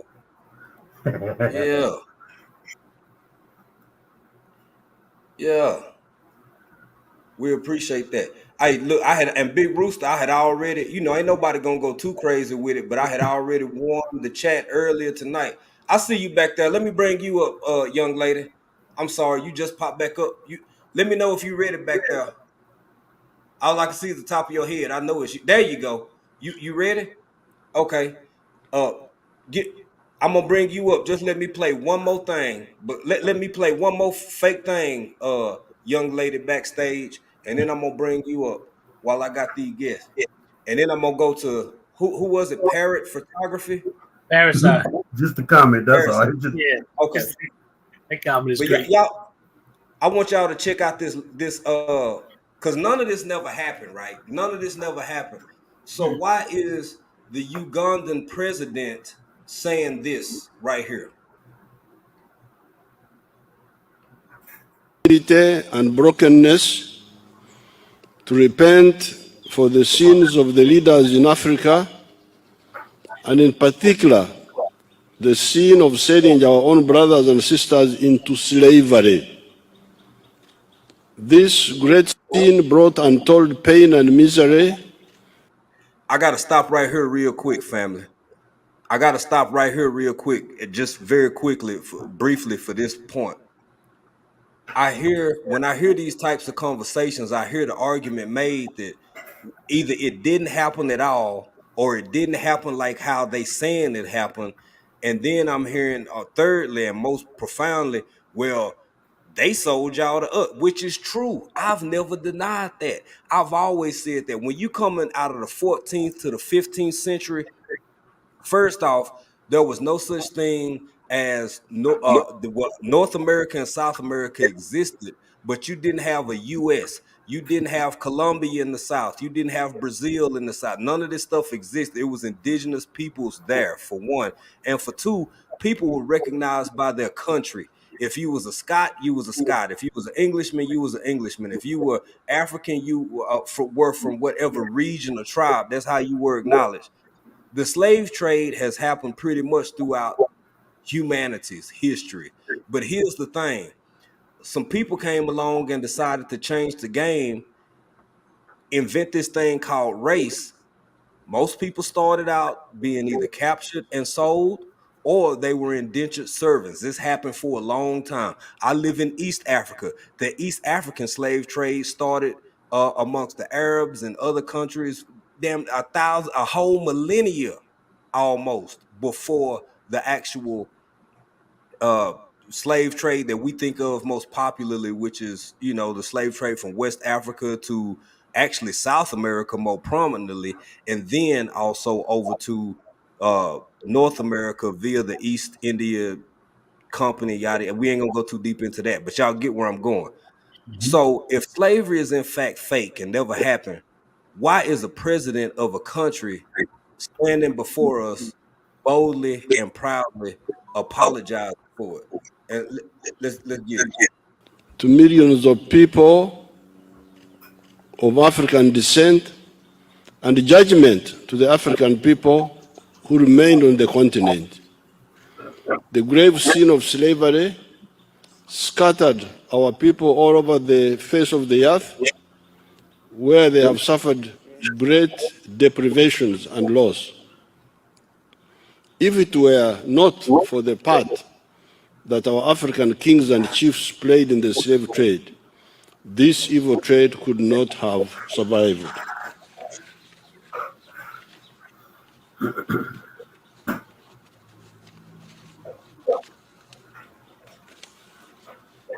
Therefore, on behalf of all the African leaders, past and present, all of them, I acknowledge the part that we played in this tragedy, and today we ask for forgiveness.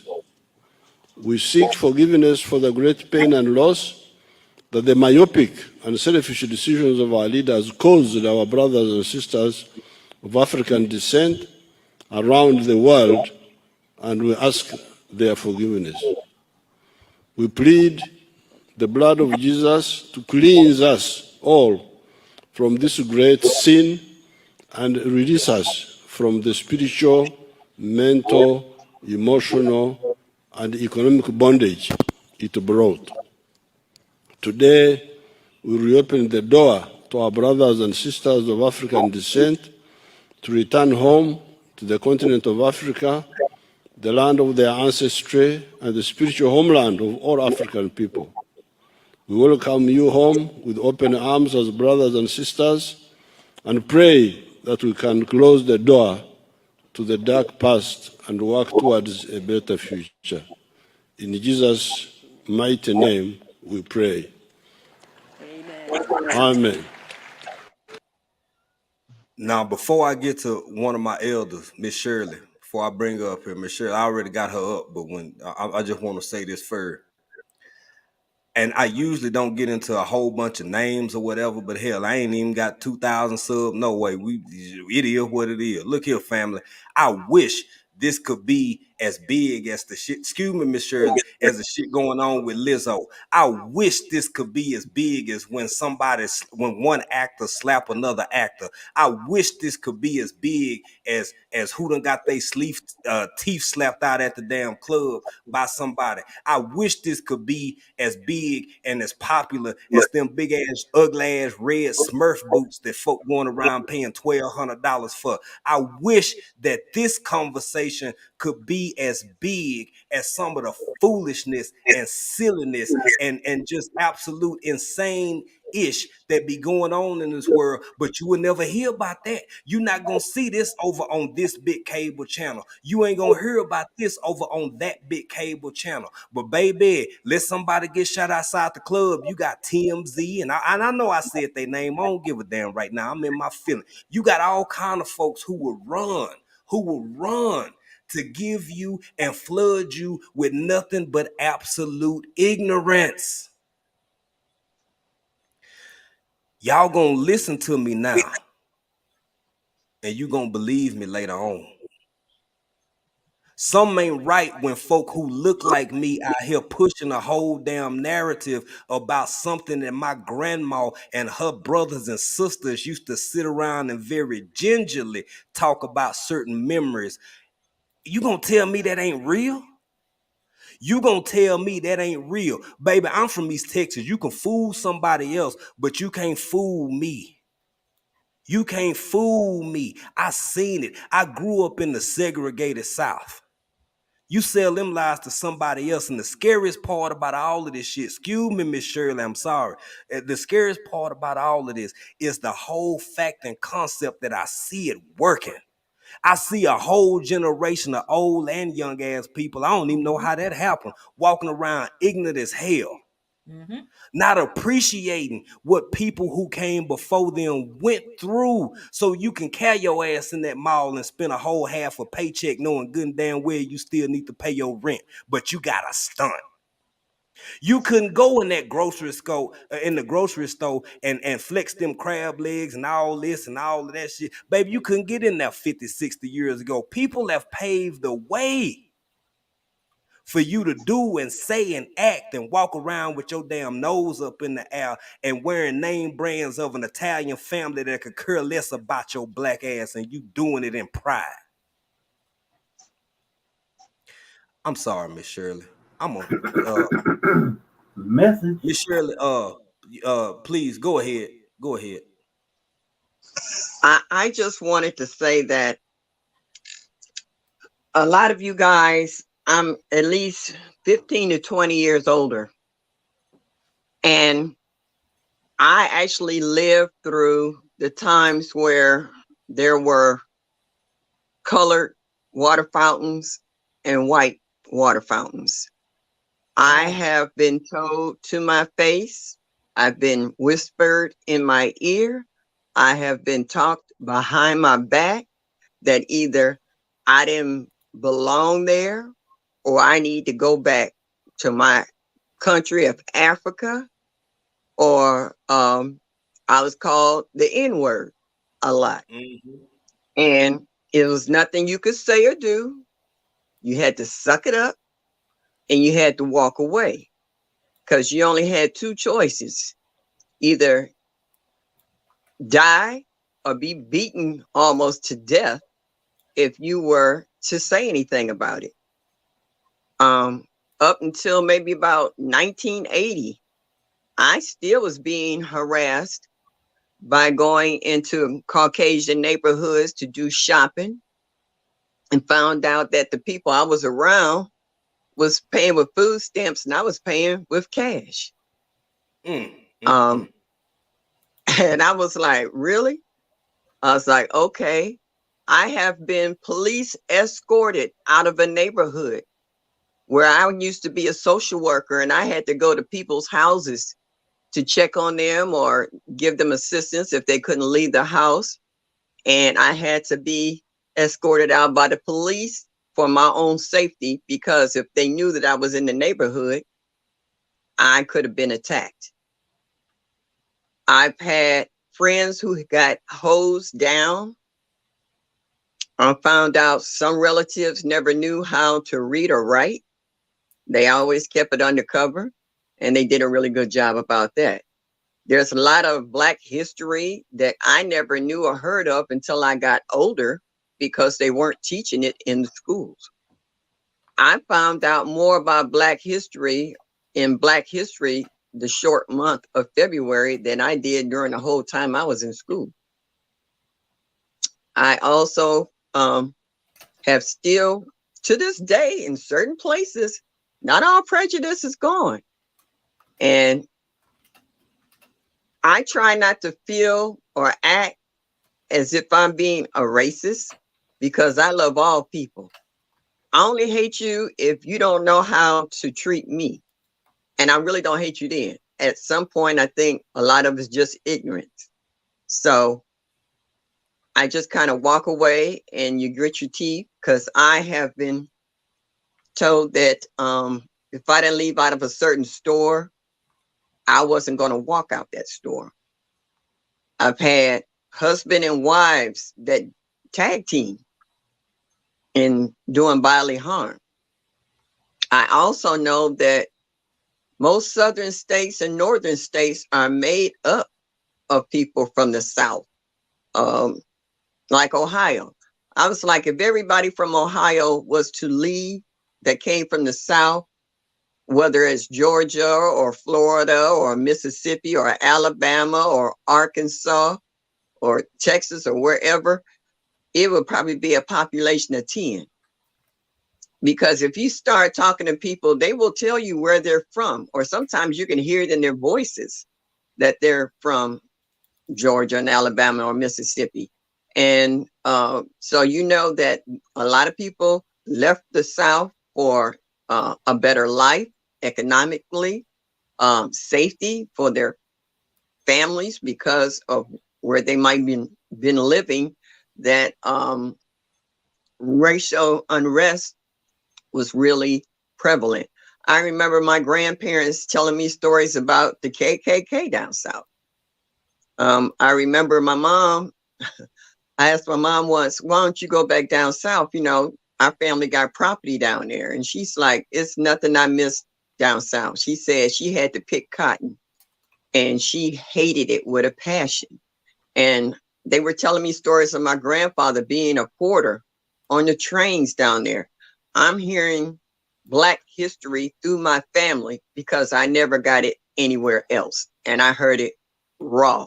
I heard the real deal on how they were treated and why they came up north for safety and for economics. Because back in those days, if you know a Black man was to even look at a white woman the wrong way, they could be hanged. I'm not saying locked up in jail or beat down. They could be found hanging from a tree. So those are just some things I personally experienced growing up. You know, Miss Shirley, that's a powerful story. But you know, it's somebody out there that's gonna say they got Miss Shirley brainwashed, and we know you telling the truth here. That's the crazy thing about that. You seen this firsthand. You lived it. You telling us from what you seen through your very own eyes. But the first thing we will hear from somebody is, "Oh, they got Miss Shirley believing that," and we know it ain't true. And I see what Jay getting at. Why are we believing in who they are? Who are they, Miss Shirley? Can you explain that to us, please? The ones who say they are the ones that's hiding behind all the things that have been done. They are the ones who want to pick people's brains about what actually happened or how they see it through their eyes, through your eyes rather, and how not to take the blame for it. They are the ones who say, okay, they learn how to read. So therefore, they're getting educated. Who's teaching these people how to read and write? Who's teaching them how to fare for themselves, how to farm, how to be sharecroppers? My grandmother used to cook in a plantation. My grandmother was a heck of a cook. She cooked for the master. You know, I'm saying I came from hardcore slaves.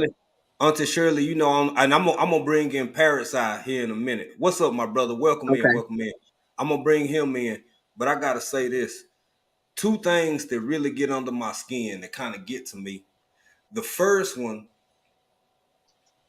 and I'm gonna ask you this: the first one is the fact that people act like This was centuries and eons ago. Did y'all just hear Miss Shirley sit up here and say that her Miss Shirley? Now I ain't gonna. It's for you to say your age, but as old as I am, if I acknowledge you as an elder, you know that you got to be a little bit older than me, and I'm up there. So when I hear you say that my grandmother lived this life, saw this, baby, I'm 44 years old. My grandmother was born in 1911. Her oldest brother, she was out of like 11 or 13 kids. Her oldest brother in her family was born in 1898. Their parents was almost directly coming along after 1865. They was a pinch. They was this close of being away from being born during the Civil War. And here we sit in 2023, and yes, it was a long time ago, but damn it, so was bell bottoms and afros. It's a matter of perspective. When you talking about the big picture of it all, baby, that was day before yesterday. And somehow, whoever they are have conditioned and convinced about 5 or 6 generations of people that everything's different. Everything's fine now. And this conversation ain't to, for, or at white people. Baby, it's for folks who look like me, who going around barking this loud as hell. That's what's scary to me. That's what bothers me. That's what I don't get. That's what I can't understand. And I see my brother Parrot keep dropping in and out. I'm ready for you in just a second, bro. I just got one more question for Miss Shirley. Now, if it hurt my feelings, and people, oh, Jay always in his feelings, African Dream, and all, you can say whatever the hell you want to say, babe. I'm gonna go in there and watch Family Guy or the Jeffersons and sleep good tonight. But I'm gonna ask you this. Now, if it do me the way it do me in 2023, seeing all of these black folk get on that bandwagon and on this movement and that movement, and I'm only if you feel like sharing, Miss Shirley, because you've shared so much, what was it like back then seeing folk who look like us do any and everything for the sake of acceptance to fall into other communities that they know don't like them? But they might get 1 or 2 more biscuits, or they might get another a little bit of honey. Go ahead, Miss I've Shirley. seen a lot of what they call Mr. Bojangles back in the day. Okay, I've seen a lot of tap dancing, so to speak, to please a certain group of people to keep their jobs or to further be entertained. I've seen so many maids and housekeepers and black nannies that raise so many Caucasian children. And I've seen, my mom used to clean house out in North Royalton, and she had to catch 3 buses and walk a half a mile at one point after her and my stepdad got divorced. And I've seen, my mom actually taught the woman's child about being a diabetic, showed the child how to administer a needle for medication for themselves because the mom didn't want to do it, and how the children loved my mom all the way up until she died because she spent more time with them than their own parents. I've seen where they had the lines where you could get the government cheese and potatoes and the onions and the powdered milk and the Spam and what have you back in the day, where you stood in line for stuff like that. I've seen where where you learn to love going to the Goodwill, because that was like big time shopping. You know what I'm saying? When you go to the Goodwill, get your little dollar, go in there and fill up a brown paper bag of all the stuff you might like. You know, I've seen stuff that cannot be unseen. Some of the stuff was educational. It helped me to cope with all kinds of people from all walks of life as I got older, because you learn not to be judgmental, but you learn to, like they say, if they're evil, it's going to show. If they have a good heart and they're willing to work with you, it'll show. I've met Caucasian kids who've never seen black kids. They didn't have them in the school. They didn't have black Yes, folks in ma'am. their neighborhood. So when they came around black folks, we had to teach them how to talk or act, or they was gonna get beat down. Right. You know. So I mean, I've seen kids who lived in what they call a lily white neighborhood, where even the garbage men were white, the mailman was white, delivery man was white. They didn't have really any contact with other races outside their little bubble. I mean, I have experienced a lot of stuff over the years, and going through all of this has made me the person that I am today. Right. That's why I became such an avid reader, because a lot of my family members couldn't read or write. I learned to spell well. I learned to write well. As far as my speaking voice that I have now, I try to educate myself to the point where I surrounded myself with smart people. A lot of people thought I had got a college degree. I do not have a college degree, but I surrounded myself with educated people that helped me with my diction, that helped me with conversing with other people that are way above my pay grade, so to speak.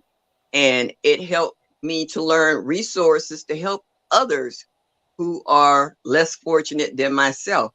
I've always found that my charity always come back to serve me well. And that's because I came from a time whereas you learn to barter with your neighbors, you learn to help your neighbors, you know, like you wanted, how they say, get a cup of sugar or you know, a bag of flour or whatever. All of that has changed now. We're trying to get back to it, but I grew up in that. Like in the backyard, we never had a garage because grandma always had a garden. You know, that was part of our survival, was having a garden in the backyard. So, and my grandfather, he was a painter. He couldn't read or write, so he couldn't get a whole lot of jobs. So, but he could paint the crap out of a house. He had skills, and he took those skills in, and those skills kept us fed, bought a house, kept a roof over our head. Yes, ma'am. Yeah. Yes, ma'am. That thank you for that, Miss Shirley. I'm gonna get over to this next man, my brother. Thank you for being patient with me. I appreciate you. What's going on, man? What you got to say about everything you done heard so far in this conversation here? Wow. First of all, peace and love to everybody. And peace and love to your channel. This is subject matter, something else. It just kind of did something to me. And I hope my internet hold out. I might have to get out. I pulled over at the park. I might have to get out and walk around up in here and talk this thing. But look, y'all got a subject. It did something to me, man. It's been doing something to me. And even when I saw that little other mess, and I said, we all have to be alert and aware of the fact that there's a movement going on, and a lot of it is based on bull crap. I'll say it like that. Now, it is, what is it? It's first I'm gonna deal with the they. When somebody walk up to you and say they is the cotton picker that's standing in your face lying, because he the one. First of all, he part of the problem. That's the cotton picker. If a cotton picker come to you and say, Dreaming, they say you is offending people, that cotton picker the one offended because he had the nerve to come up there. He part of the problem because the cotton picker can't tell the truth. To say, hey, I'm offended by this, you stepped on my feet, I wasn't correct, or whatever. So anytime they holler they, it's them. Like if I holler they, it's me. That's just straight up. But these are artifacts of colonization, and they started that movement. They trying to recolonize. I believe, this is my theory. I can't prove it per se, but colonization worked in the day for them that was in power, because it kept somebody over somebody over somebody. And this is, everybody has this thing. I want to be over you. I want to be over you. I want to be able to say what you do. I believe you working too hard. I believe you ain't working hard enough. And none of you, I don't believe you doing this. All of that mess is the results of colonization. And it happened to a lot of people. And here's the problem. Those who think that they are superior, they are subject to the same garbage, because they're not benefiting from the garbage either. Them same guys that want to run up and say, woo, woo, woo, woo, woo, because this and that, they being scammed by the one that they believe in. We can name some facts and look at some things, and then you look at the just and zoom in on certain characters, and they not that well off. They was the ones that fell for the stupid stuff. So we have to watch ourselves and educate ourselves, educate our youth not to follow after the bull crap. And we got to watch these systems try to colonize us. When colony means this, a place in one area that's being controlled by somebody in another whole area. Churches fall under that same category. I'm sick of it. I'm a Christian. Don't get me wrong. I serve the Lord, but I try to be careful because everybody wants somebody to be, they want first of all, it's idolatry, because we turn churches into idolatry in our own Christian community because we take it and make it politicized and everything else. And we fell for somebody else's garbage who taught us to hear that mess. So, it's the result of the theory of colonization. They trying to move back to it because everybody is telling folks this is going to be that. Just think about the one issue, gun control. Everything is control. Birth control.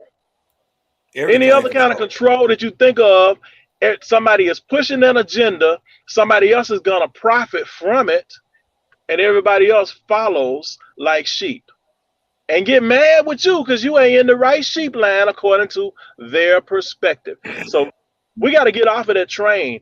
Nobody is benefiting from being in the sheep line, so to speak. So we all have to, first of all, separate ourselves from that garbage. Sometimes we have to separate ourselves from people that have that strained mentality with that they say, because that's the coonery.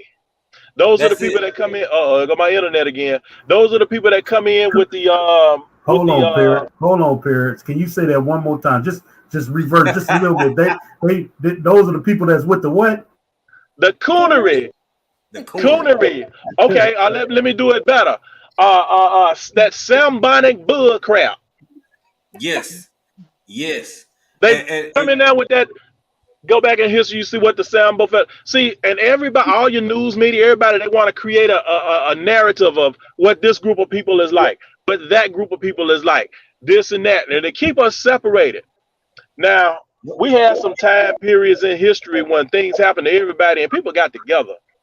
When calamity come in certain areas, I believe it was Missouri some years ago, flood came, the rich people was coming in, they would hit their clickers and their doors would come up and their cars would go in. They never knew each other, never looked over the picket fence. But when their houses got flooded out and the Red Cross came in with a bowl of soup, with a pot of soup, and everybody came out with their bowl, then they got to meet their neighbors and stuff. See, we migrate around one another. We all in our own silos and our smoke signals are going up and nobody see it because we paying attention to me, find me. That's our new fraternity.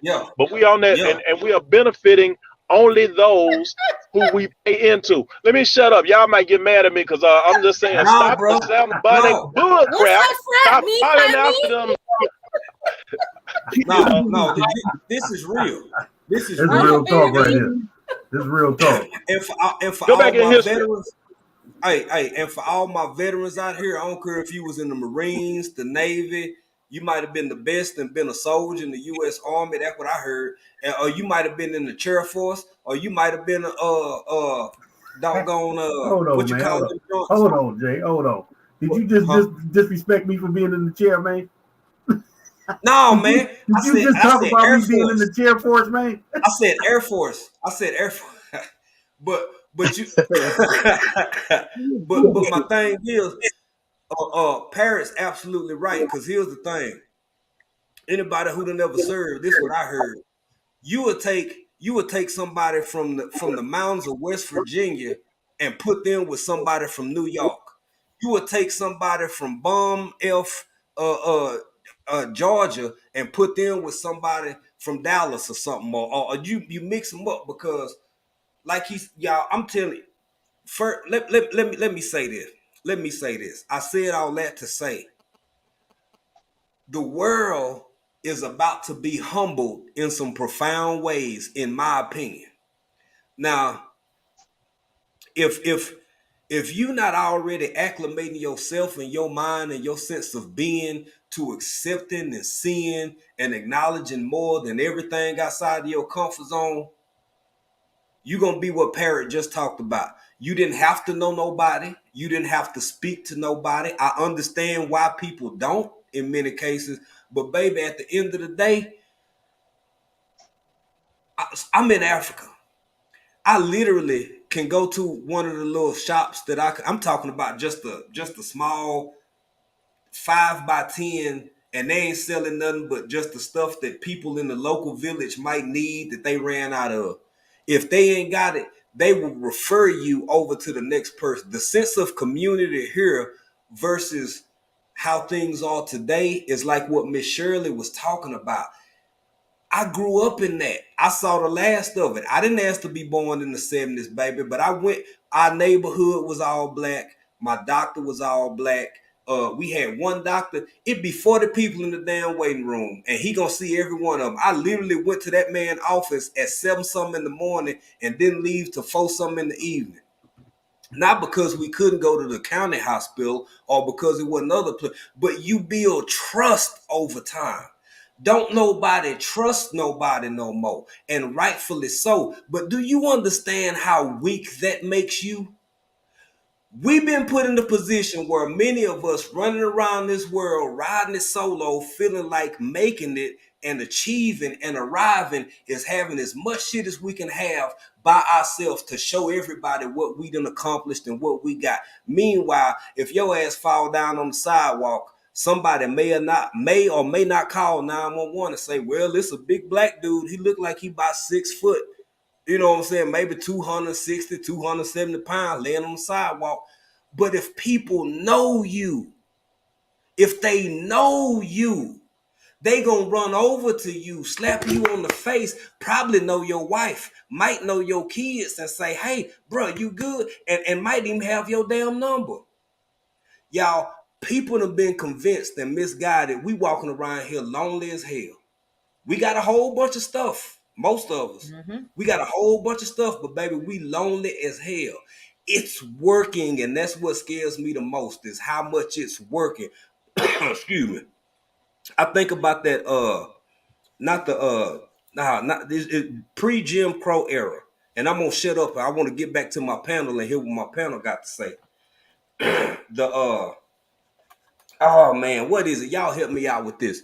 It's not an actual person, but it's an ideology that was written and it was given on the mouth of the Jamestown River in 1863, I think. Willie Lynch, the whole Willie Lynch concept. Sometimes I sit back and I wonder, has it worked? Has it worked? Because we don't like each other the way we used to. We don't have a sense of community the way we used to. We don't have a sense of family the way we used to. I have to ask what's working. And the white folks that don't like me, I'll worry about them and address them when I have to. But in the meantime, I want y'all to talk to me about what about those among us? What about those who look like us, who feel differently from us, that are pushing ideas and concepts that are erasing what we all know we done been through? And I'm done. I haven't heard from Urban in a while, so I'm gonna go to Urban, then to Zach, then the Rooster, and y'all just mix it up after that. Well, I was talking to a friend because I was really not clear because I heard the word coon. I heard Parrot say the word coon. And I've heard that term a lot, and I'm not too sure what it really means because I'm trying to find the historical context. I know what it means in but where does it come from? Because I hear Uncle Tom, and I read the book, and I don't see where the connection with Uncle Tom is and the slang word. And even in England, they talk about coon, but I think that's part of the problem. We know. I'll let Zach and Rooster explain that. Yeah, we know all about coons and Uncle Toms, but we don't know our own history. And people don't understand, or maybe they do. Slavery was not just slavery. If you take away the slave trade, the ships, and you just talk about when they landed in America alone, and you just focus on that, that is damaging enough. There's been years of destroying the family unit. Mothers being bred and just breeding more slaves to get the owner more work people, and being separated from their newborns. People not allowing to be in relationships. They're just being used as mules and to So the family unit has been destroyed. And we're wondering why all this stuff is going on. It's part and parcel of that experience. And you can't separate. I see people talking like, are people talking in generalities? But that's the problem. It was a lived experience. It didn't just happen overnight. It wasn't a 1 year experience. It was generations. And you can't just talk in theories. There was a lived experience. But can someone talk about the Coons and Uncle Toms, please? No, great point, my sister. But I'm gonna let Zach and Rooster set that off, and I'll throw in my little 2 cents. I mean, in terms of the history of it, I couldn't tell you. It's just something that I heard. I couldn't tell you where it came from. The Uncle Tom, the Coon. It's just something that I heard. I heard it growing up. I heard people saying it. It's not something that I generally say, but I mean, I know it has a bad connotation. Rooster, you may be able to expound a little bit better than I can, because I really can't give you a lot on it. No, I can't give you much on the Coonery and Uncle Tom theory, but I want to tell you guys a little quick short story about a guy that I watch on YouTube quite often. Rooster, before you go into your story, I'm elaborate a little further because I want you to speak about it freely. So,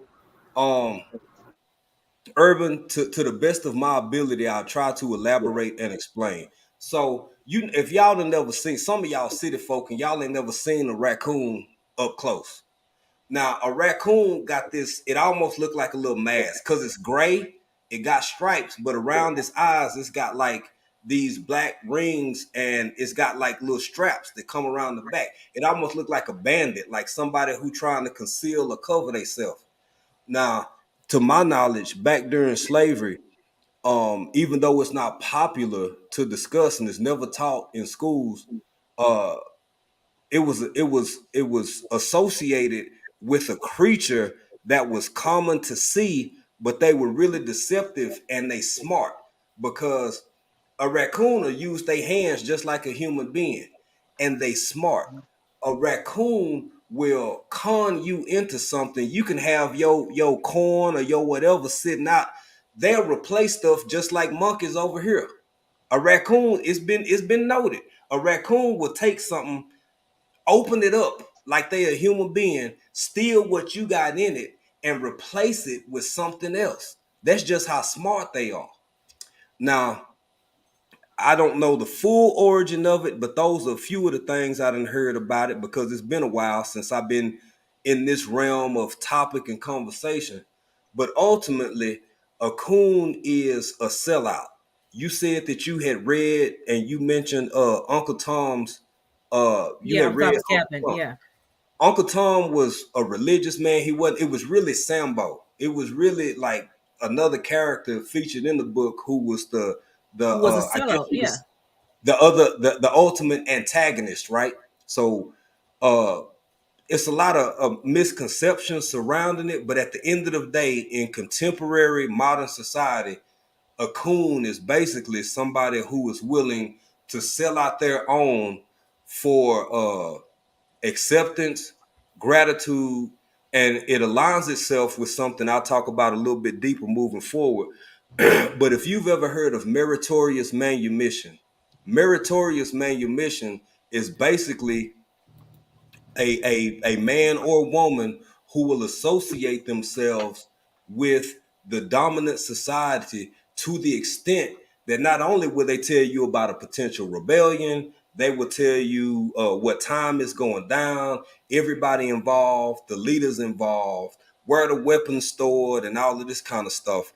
It still happens. It happens today in a more discreet form, but you still got people like that amongst us.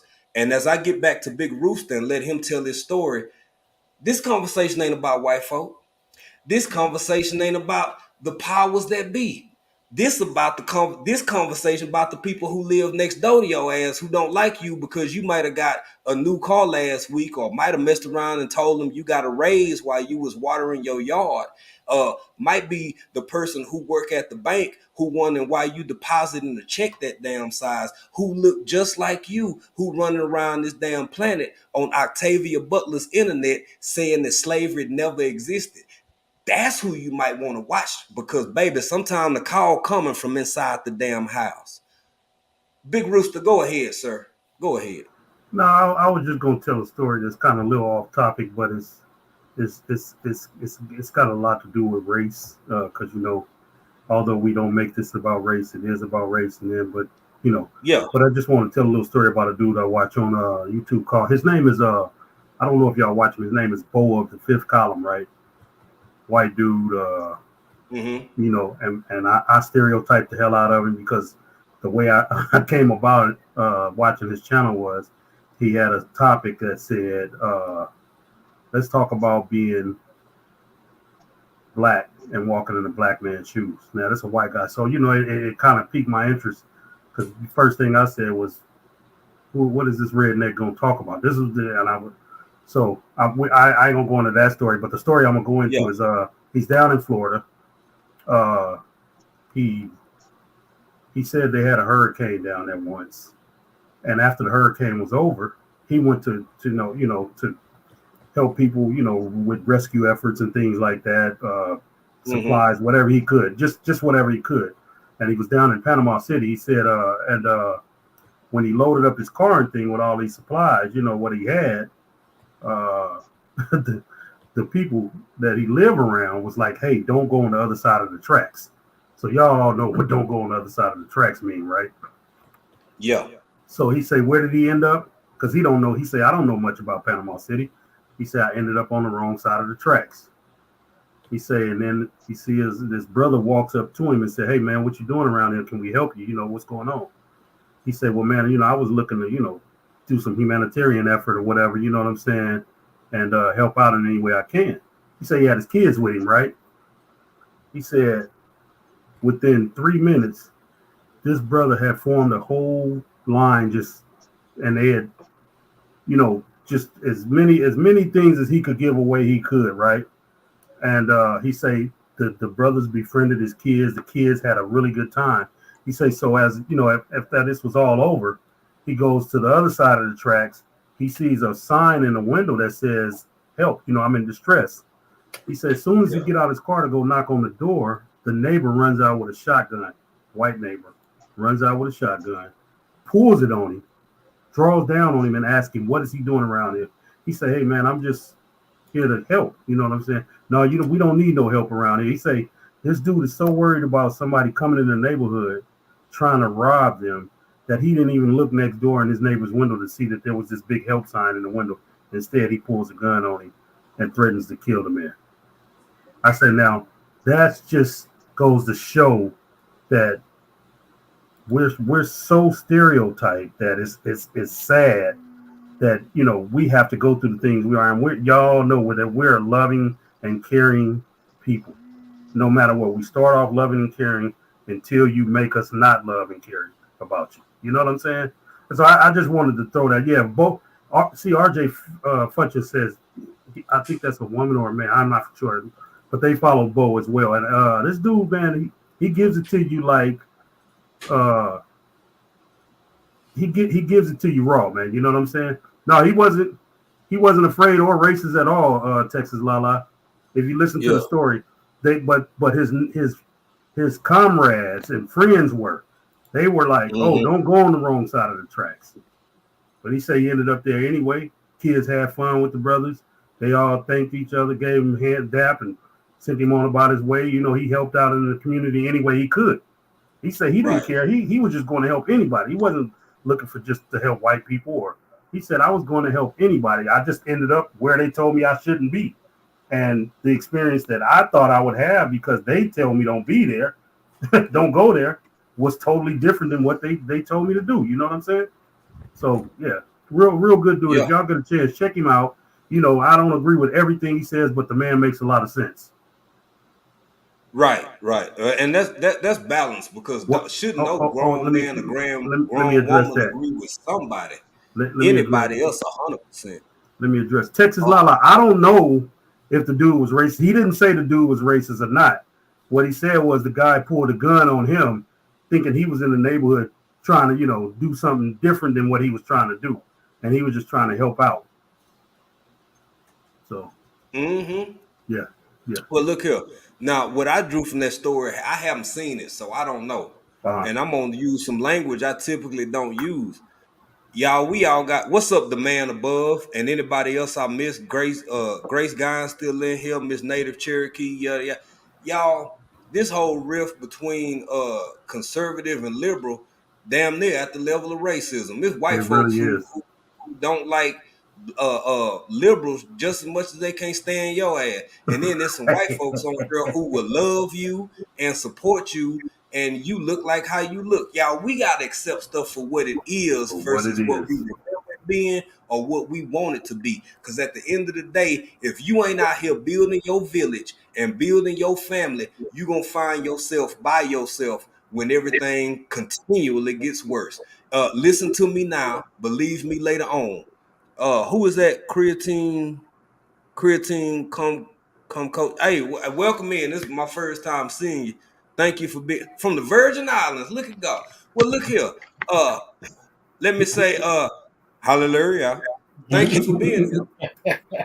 And man, I ain't never had parrots up here before, bro. It's dope having you up here. Like, this is a good conversation. I want to hear. Thank you. You welcome, Miss Shirley. She was talking to a delivery person, Jay. Right. She was talking to me. She was talking to me. Miss Shirley, tell him who you were talking to, Miss Shirley. But no, man, y'all go ahead. I'm gonna start with parrots and work my way back over. And I do have a question for Urban before we try to wind this down and get out of here. And I want to hear from the panel, and I want y'all to elaborate on this.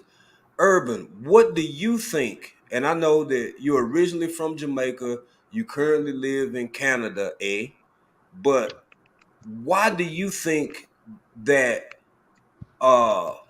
Caribbean people are less reluctant to have a connection with Africa than the people where I'm from, like over in the States? What do you think this is about? And the part about the Caribbean is only applicable to Urban because she's from Jamaica. Right. But this question is for everybody.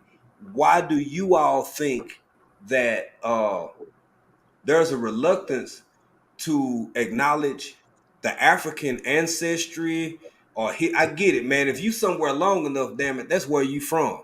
You know, shit. If you move from Texas to New York, and you spend, if you 40 years old and you spend 36 years of your life in New York, where the heck, you a New Yorker. So I get it. I'm not playing ignorant to that, but I'm going to start with Urban Gardener Chronicles on the Caribbean aspect of that. But the question is for the whole panel. Y'all go ahead and tell me what y'all think. Well, I can't speak for all of the Caribbean. Let me just say that off the bat.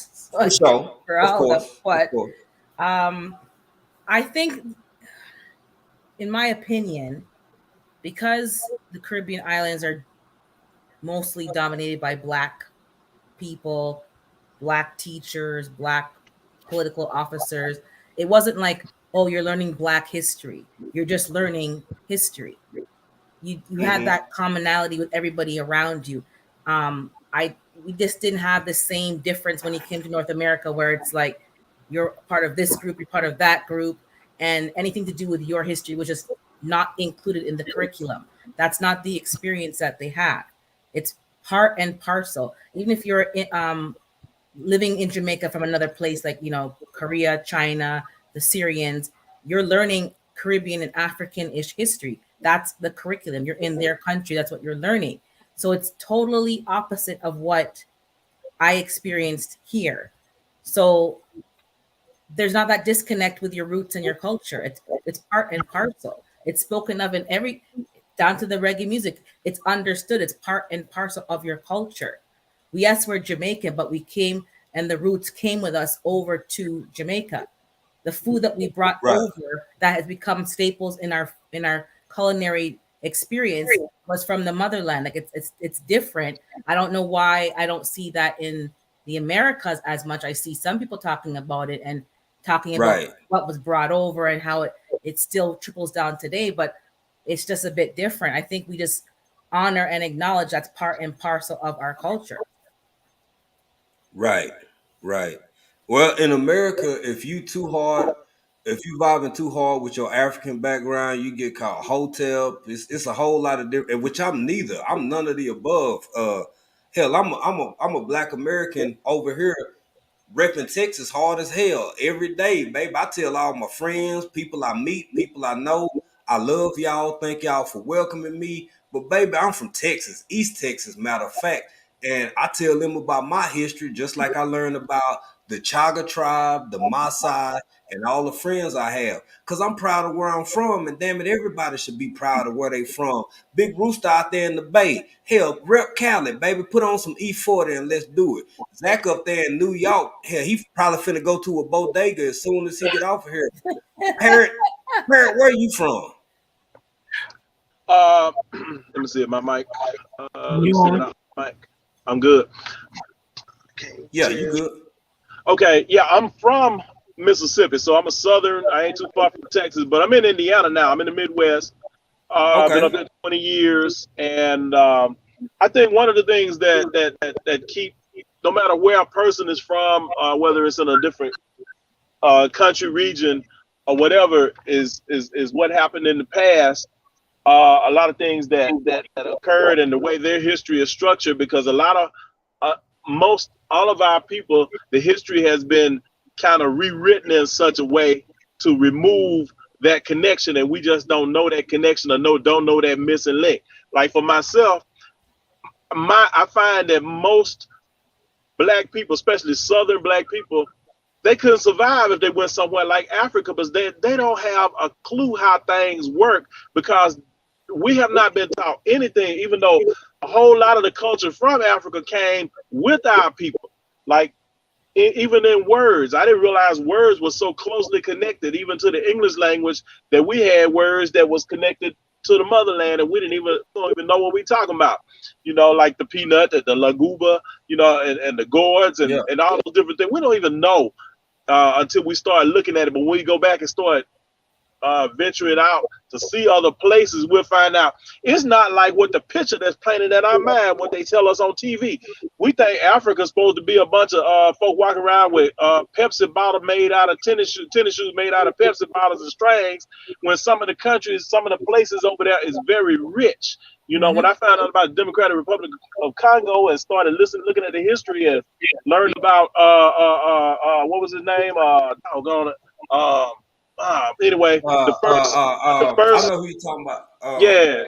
After they got separated from Holland, you know, he told them, we don't need you in here. You know, get on up out of here. Same thing, you know, and they killed him. He was 69 days. He was the prime minister of the DRC for 69 days, and they killed him, bust his teeth out, and spread him in different parts of the earth. You know, because our government, the government we talking about now, had part to do with it, because they interviewed some of the CIA people and said, what if they told you he was hiding and came back to life? They said, well, he wouldn't have no teeth.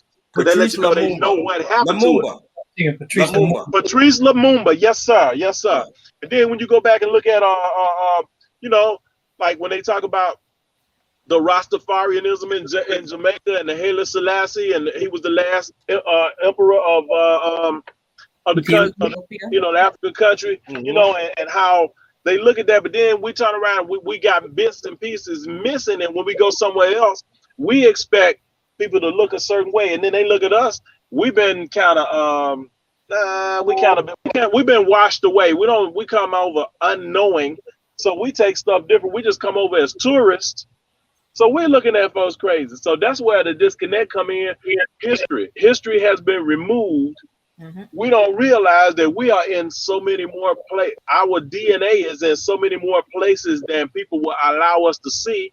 So we have a blinded vision of it. I think that's where some of the disconnect is from my perspective. Well said, my brother. Well said. Sir Jay, you mentioned they call you a hotel if you know you're African. You mentioned that the term hotel. What's that? Hotep. Hotep? No, Hotep. Hotep. Okay. Yeah. That was a different culture also. But hey, I'm gonna jump back in the chat because I'm gonna bust a move in the streets, and I'm gonna jump back. I'm gonna be listening. Y'all, peace and love. Peace and love. All right, man. I appreciate you coming up, my brother. Much love to you. Thank you for being a part of the conversation. Yeah, I'm always checking y'all out. I'll be in the background. I appreciate that, fam. It's all love, bro. You welcome, baby. You at home now. You keep moving like how you moving. You always got a spot over here, baby. You more than welcome, huh? Appreciate it. Appreciate it. For sure. For sure. All right, we'll holler, my bro. Peace. Peace. Zach, Big Rooster, what y'all think? I just want to very quickly explain Hotep. So Hotep is a whole concept of where Black Americans kind of tie themselves or become familiar with Egyptology or African history, this and that. And I can't lie, some of them take it too far because some of them be trying to sell y'all books, and it's like, you just learned how to read month 4 last. Shut your ass. You didn't even write that. You didn't write that. So shut up and stop. So people go overboard with it. And again, that's just one of the other hustles that we got to learn to live with in the day and age in which we exist. But there is truth to it. But that would be my explanation of Hotep, because it's a lot of legitimacy. It's a lot of African history, African culture. Sometimes I go to the museum and we don't even put everything up. There is a Bible that's here that is approximately 3,600 years old. It's only this thick. It's got about maybe 110, 115 pages. Since I've lived here, I've seen stuff that's actually written in Aramaic, a very ancient language. And that's what Jesus spoke. Yeah, Aramaic. Come on, Zach. Come on, Zach. But I don't want to be too heavy all at once. I ain't trying to give the people too much, bro, because I don't want y'all not liking me no more, but it get real. But look here, man. I'm going to slide over to these two gentlemen right here. OG, Big Rooster, what you think about that question I had? Then I'm going to go to Zach. Well, after that, go ahead. Go ahead. Go ahead. What you got to say?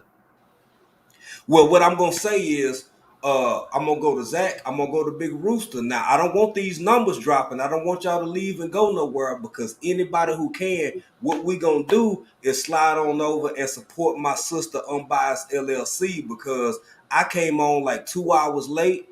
She always rocking for us. She always riding for us. She always supporting us. So what we going to do is pass this whole thing on over to her as much as possible.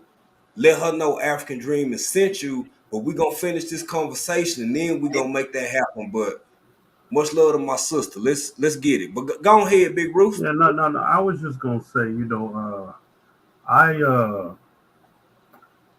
really, I don't really get into things like that, but I had a conversation with an American Muslim one time, and we were sitting in a barbershop, and he man, them brothers, they do a lot of studying.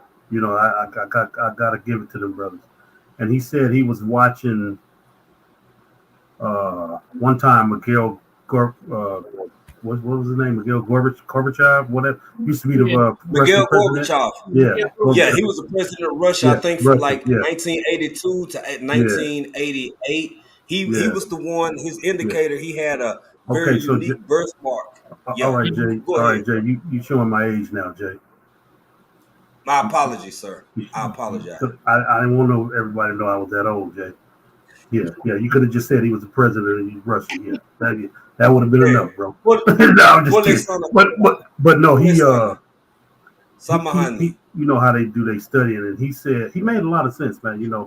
He said, man, he watched Gorbachev get off of a plane one time, and he said that Gorbachev said this. Now I don't know how true this was. He said Gorbachev said, the black people here in the United States are a lot nicer than the Africans, right? Yeah. Mm-hmm. So he said, I'm sitting there trying to figure out what he means by this. So he said, he looking it up, and he said he looked up in the dictionary, and a lot of people don't know that nice means. Some people think nice just means nice, but it also has a definition of ignorant. And he said, because the people in Africa are fighting for a cause. And he said the people here, the black people here in the United States are fighting for a lost cause. Yep. And I was like, man, you know, so he made me look it up. And I did see that the dictionary does say a form of ignorance, you know what I'm saying, when it says nice. Mm-hmm. And I was like, this brother is really talking. So, you know, right. It's a touchy subject, you know, because, you know, a lot of the people always yell that a lot of Africans don't like, you know, the U.S. black Americans. Yeah, I hear it a lot. Yeah, you know, so it's just a whole bunch of things, you know what I'm saying? So, you know me, man, I give everybody a chance. I don't care who you are, man. I haven't had much chance to deal with many Caribbean people other than Urban, you know what I'm saying, talking smack to me in the chat. But other than that, you know what I'm saying, I haven't spent much time with a lot of Caribbeans other than eating that jerk chicken. The best jerk chicken in the world. One of my closest friends, when I was living in Colorado, actually just changed my whole life. I've never been the same after that. Absolutely best jerk chicken in the world. He taught me some cooking stuff. He was like, this from the home, this from the, like, everything. Man, I'm over here bugging out because we ain't got no allspice right now. Real story. Like, Stephen King can't make this shit up. I'm serious. I'm going to let you rebut, but I got to say something to what you said real quick. So, as far as, and I saw some comments, Psalms said Ethiopian Bible. Yes, Psalms. There is a such thing as the Ethiopian Bible. If you ever studied the Coptic Church, then you're probably familiar with the Ethiopian Bible. I don't get into theology that depth. Y'all may never believe this, but there was a point in my life somewhere between like 26 and 32 where I actually contemplated seminary, not for the sake of ever pastoring or ministering, nothing like that, but strictly because I wanted to learn more, because I was like super hardcore into theology. But that's a whole nother conversation. So that song, and to elaborate further with what Urban was asking, WT put short for Imhotep, perhaps. Yes, Imhotep. When you get into not Greek mythology, when you get into Egyptology, then you start getting into Imhotep, you start getting into Osiris, you start getting into Amen-Ra. A lot of people who are devout Christians to this day, they say Amen, and you don't realize that you're literally acknowledging Amen-Ra. You're saying Amen to a sun god. But this ain't this conversation. We'll talk about that later. That's why I asked what it meant, because words have different meanings. Because if you look at the Egyptian word, it doesn't mean what you meant, but culturally means to you guys, oh, you're like a wannabe Afro, you know, jumping on the bandwagon. But that's not what the word literally means. Right. And that's where etymology comes in. That's a reason why I study not only words, but the origins of words, the birthplace of that word at that specific time throughout history, as far back as we can record. But hell, I'm just look here, man. Don't get it twisted. I'm old country boy. I be trying to eat squirrels and goat and mind my own business. But with that being said, to what Big Rooster alluded to, look here, family. We all get hell. Like, as a matter of fact, I can't even remember. Zach, go ahead. Go ahead. The thing that when I was listening to Urban and what she said about how basically all of those things in terms of being African and having African roots, that was just basically what she learned. That's just basically what she learned. Growing up, like I can only talk about me growing up in the New York City school system. It was a different way that they taught us. But then because I grew up in one of the most liberal cities on the planet, you had, like, I didn't know back in the day when I saw teachers that used to wear dashikis and they had big afros, and they would teach us about African history. They would teach us about different things in history. And I'm funny because I understand that we have roots in Africa, but I see myself as sort of, I'm a Black American. I'm from Queens. I'm from Hollis, Queens. That's where I'm from. And that's how I identify. I don't have anything wrong with people understanding what things that happen in Africa. You know, I think a lot of times what happens is people try to sort of run away from the history of what I'm going to call foundational Black Americans in this country because it's rooted in quote unquote slavery. I think Speak on it, brother. Speak on it. We sort of run away from it when we shouldn't run away from it. We should embrace it. Our existence in the Americas is unique because we came here as chattel. We weren't supposed to ever be recognized as human beings. We were supposed to be basically owned. And we were, just somebody's stock, livestock or whatever. That's what we were supposed to be. Right. So a lot of people run away from that. That's why you run away to, we were kings from Africa. We were queens from Africa. That's fine. That's cool. I don't know about that. Like I said, I'm from Queens. I'm from Howard, Queens. I'm from New York. I'm from America. I'm a Black American. And that's why I get into the whole thing of that's cool. It's cool about going to Africa and knowing your roots and all that. But nah, where we are and I own this. You know why? Because my people put their blood into this soil here. It's mine. Facts. Ain't nobody running me from here. That's like the Muslim brother that told you about fighting for a lost cause. To me, it's not a lost cause. It's not. I understand that in this country, we've only been, quote unquote, according to law, full citizens or full Americans a little over 50 years. But we still got a lot to do and a lot to go on. And you see people waking up and things like that. But the disconnect from the whole African thing is because it's not our lived experience.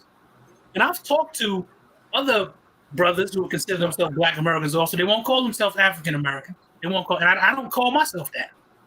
Even though I know that's where my roots began. If I go back to it, I understand that. But they you stay away from it because that's not what you know. It's not what you've been taught. And if you do have parents and grandparents who have taught you different things, you don't disregard Africa because Africa is that's the foundation. I believe that is the foundation of all humanity. So you can't ever say it one more time, bro. Say it one more time. The blonde-haired, blue-eyed white guy, his roots is in Africa too. He just don't know it. That's right. So that's sort of how I view it. It's just it's a thing of people running away from the history of who we are here in the Americas because it starts out with your women getting raped and them killing your children and all type of stuff. When you need to embrace part of that stuff because that's what makes us strong in who we are here in the Americas. And that's important. That's why I look at myself that way as a foundational Black American. That's who I came from. That's who I am. My roots are in Africa, but I'm from here. That's how I look at it. I'm 100% about being FBA. I'm 100% about being a foundation. I literally live. I'm sitting in Tanzania right now, baby, all day long because that's how I move. That's how I live. That's how I really feel. See, the difference is, Zach, you a man who is having a nuanced conversation, making expressions about how you feel, and rightfully so, versus someone who is in the whole concept of denying that this whole transformation ever existed. Right. You're not who I'm talking about. You're not who I'm acknowledging because baby, you could take me out of Texas, but you can't take the Texas out of me. I'm gonna stand on it, I'm gonna live on it, and I'm gonna stand strong. Sometimes I'll be over here thinking about some of my old cars I done had because I be looking at old slabs on YouTube on Instagram, and it's summertime, so Juneteenth, everybody step out. So I'm looking at some of these bikes, I'm looking at some of these slabs, and I'm like, man, I remember this, I remember that, and that's where my home is. That's where I was born. That's where I was raised. Go ahead. Can you explain to us what the slabs is? I know what that is. Okay, Zach don't even know. Okay, no. Everybody who don't know, I know what slabs are. I watch them on YouTube. I watch them. Okay. Look at the look on Urban's face though. She like slabs. Elaborate. Urban. Do you know what a slab is? I know a slab of cake. I know a slab of ice cream. So I don't know what you're talking about besides that. Okay. So my God. Okay. So slab, SLAB, is slow, loud, and banging. And it's sort of a tradition down, especially from Houston. It really originated out of all over Texas, but between Houston and Dallas, and it kind of met in the middle. And then you had some essays coming over from LA and Nevada and stuff like that. And back in the day, you know, everybody used to have, it was a big thing to have Daytons and switches and maybe a 6.4. Or, think about a Pastor video. I'm on a romantic car. I think about my baby down on the yard. Right. So think about a Patrick video. So instead of having a little bitty 13 Daytons, all chrome, all gold, them boys flipped it over to 22s and then 26s and then 33s. And they just got the old cars that they take their time, their money, their effort. They get them completely rebuilt, completely remodeled. And when we have celebrations in the South like Juneteenth or 4th of July or whatever, people just kind of, they go out to the lake, they flip around the city, they do whatever, and you just ride real slow. You might swing a corner, like let's say you got to make a right-hand turn. You got to make a right-hand turn, but you do it so wide instead of turning right first, you take your whole steering wheel left about 4 times. Yeah, and then flip back over. So it's a literally when this was a thing, Urban, and this is a little bit of history right here, just for damn, I'm showing my age. Damn. Okay, but we used to go to parking lots, right? Like in the South when I was a teenager, it was a thing to hang out on you know, at a gas station or a car same wash. here, a plaza, yeah. Okay. So I had an 81 Lincoln Town car. I had some Supremes on it with 2-inch white walls. I had got it painted. Now I had already, because I had that velvet top, I had already peeled the top off. Man, I had that top burgundy because I was getting ready to get that point. Like just anyway, yeah, I was working on the car. I'm just picturing you looking like Ralph Tresvant, but having that car. Hey, it was player. Hey, say man, I had 4 12s in the back. I started out with 2 15s, but I went to 4 12s in the back.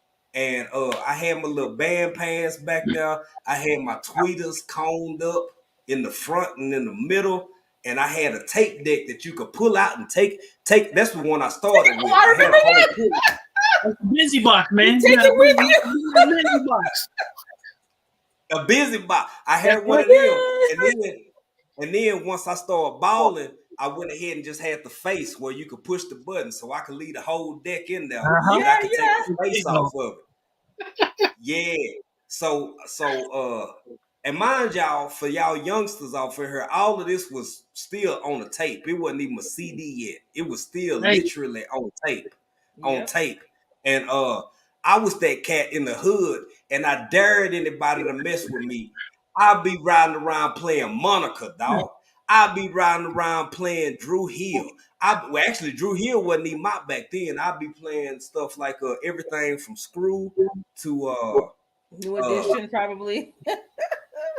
New Edition, but man, just old school. Like I'll play some Luther. I'll ride down in the trap. I'll ride down the hoodest of the hood spots, and love has truly been good to me. I would be like straight beating Luther and wouldn't give a damn and dare anybody to come at me sideways about it. But anyway, y'all, April calmed me down. I used to be a little wild back in the day before I came into my manhood or whatever. But anyway, hey, that Urban, that's what a slab is, baby. I could talk about this all day, but yeah, that's what a slab is. Urban, you gotta do it. You do a YouTube search, you'll see. Because I watch it. Jay, I still watch it now. One thing that I can't understand, I'm gonna ask you since you're a Texas dude, what's with them big long things that be on the wheels? The big look like them cones. So let me give you the Bay version of those first. Let me give you the Bay version of those first. So where I grew up, those was called Star Wires. Okay. And they wasn't that long. Okay. They were short. And the only cars you put them on was Cadillac Eldorados. Yep. That was the only cars you put those on. Now they out here. They be like 4 or 5 feet long. They be riding around. They drive down the middle of the street swerving. I I watch it. Me and my son see him watch it all the time. I see it now. So they have these 3 feet spikes on all the Yes. tires. Yes. Yes. And the I spare seen tire, some too. swangers. Hey, I seen some swangers like Zach is not exaggerating. I see something over here, but I don't see it in the chat. So I'm trying to think who was that craftable things that showed love. I don't see it over here. I don't know what's going on with my StreamYard, but I'm trying to show love before we get out of here. But yeah, man, back in the day, like Rooster said, it used to just be lax, maybe a Buick in Texas, maybe like your older model cars where them boys would put like a 1.5 foot thing on that joint. Some of this stuff now, it ain't really my vibe, man. I'm still kind of, I can't lie, bro. Some of it, because I be looking like, damn, bro, if you hit that curb, or what if somebody come around you and you got 5 feet sticking out this way? Like, I can't fade it, but I grew up in the era of swingers and Vogues and UGK, and that's something else I would be knocking back in the day, man. It's like, boy, that seemed like a whole lifetime ago, for real. It was a long time ago.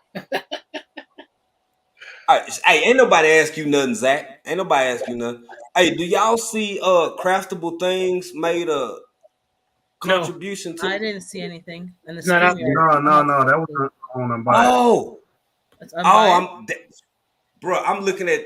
I'm literally looking at 3 different screens, so I'm wondering why it ain't coming up. Okay, it's all love.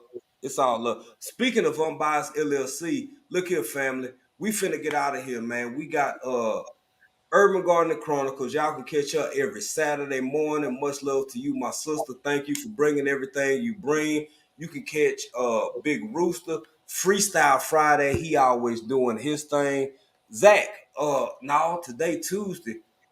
You usually catch me Sunday, Wednesday, Friday, and then I do my monthly once a month pop up that I do just to hang out with the people.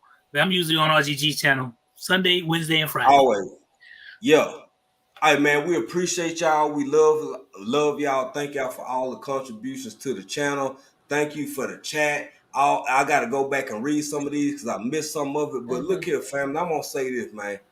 At the end of the day, as real as it is, Zach said something real important.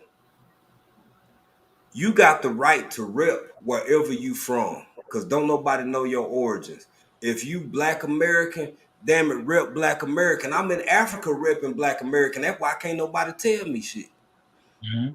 If you African and you living in America, do the same. But at the end of the day, don't let nobody else tell you who you are or where you from. If you've been somewhere for 400, 500, 600 years, damn it, that shit's yours, in my opinion. You belong now just as much as anybody else. And I'm going to say this. When it comes to some of this weird stuff that's going on, some of this weird-ish with all these people popping out the bushes and all of a sudden slavery wasn't real and we just had a conversation with 2 gentlemen and a few ladies who told their stories. Zach sit up here and said something that really hit home. When you know where you from, can't nobody tell you otherwise. But at the same time, this man never said slavery wasn't real, slavery didn't exist, and slavery never happened. Hold on, Jay, real fast. I think Miss Shirley backstage. I think Miss Shirley backstage. Is she? I think she said she's getting ready to drop down. Oh, Miss Shirley, I didn't even see you back there. Miss Shirley, there you go. You better get up here and enjoy yourself. Yeah. Go ahead, Miss Shirley. The way I see it about slavery, Jay, is go ahead, without it, I wouldn't be here. It wouldn't be me. So that's why I don't run away from it. That's part of my history. That's who made me who I am here in the Americas. So I don't run away from it. Without it, I wouldn't be here. So that's how I see that. Hey Zach, I totally agree with you. I just want to know who they are. That's all. That was my whole biggest thing. I want to know who they are. I'm looking for them. That was deep, bro. Yeah. That was deep. Miss Shirley, can you hear us? Yeah, can you hear me? Yes, I ma'am. had I'm to gonna let my elder close it out. Miss Shirley, go ahead. I had to change devices. I wasn't paying attention and my phone was dying out, so I had to switch to my tablet right quick. I just wanted to say there was one name that my grandfather called me when I was a kid and didn't know it was derogatory till I got older. He used to call me for a pickaninny. And I was like, okay, I thought it was cute. But you know, as a child, you don't know grown up things. So as I got Miss Shirley, older, I found you out. sound a little bit muffled. Is there any way you can make it a little bit clearer? Because we want to hear what you got to say. Oh, okay. Can you hear me now? Do I sound any Oh better? yeah, I can hear you a lot better. That's a lot better. Go ahead. Go ahead. I was just saying, when I was a kid, my granddad used to call me a pickaninny, and I did not know it was derogatory until I got older. So there was a lot of what people considered pet names that was somewhat mean until they were explained later on regarding people's feelings and how people perceived you in public when you said it. And then they explained it. So, it's no different than they tried to ban the N word. Right? And that was used quite readily back in the day. Those were definitely fight words, And we used to call the other race crackers, and they called us the N word. So it was a lot of back and forth in regards to that. But we always found out that, this was not something that was taught. This was something that you heard, because this is how people were treated back in that day. So it's a lot of changes that has been made, but there's a lot more that still need to be done. And Yes, as ma'am. we become more educated in regard to our roots, just like urban, I never heard of Jamaicans. You know how you saw movies coming up like Tarzan and a few other movies, and you saw different, national. I didn't know that there were other black folks on other islands, other because they didn't teach you all that stuff. They thought that Columbus came over on a boat, and that he was supposed to be good to us and the Indians. And it's just a whole lot of miscommunication as far as history was when I was growing up. And then as we got Yes, older, we ma'am. found out that this stuff is not true, that these guys were murderers, rapers, slave traders, or what have you, as people dove deeper into their history and found out exactly what they were doing. And they were taking slaves from one continent to another as well. So I'm just seeing, all the changes from JFK up until now, and even further back than JFK. But I'm surprised there hasn't been more of the things that happened to JFK and his brother happening in today's society. So they more or less like to riot and point the finger, the blame on who started it and who did this, that, and who shot John, but nobody's owning up to it. But yet and still it's constantly happening and it still hasn't been changed. People still getting away with stuff that they shouldn't be getting away with. There's still a lot of things that need to be changed and touched on. And there's a lot of things that we need to educate ourselves about in order to stay ahead of the game because they say that we're better as far as a black nation, but at times I don't see it because the ignorance come out when you deal with some of these people on the street.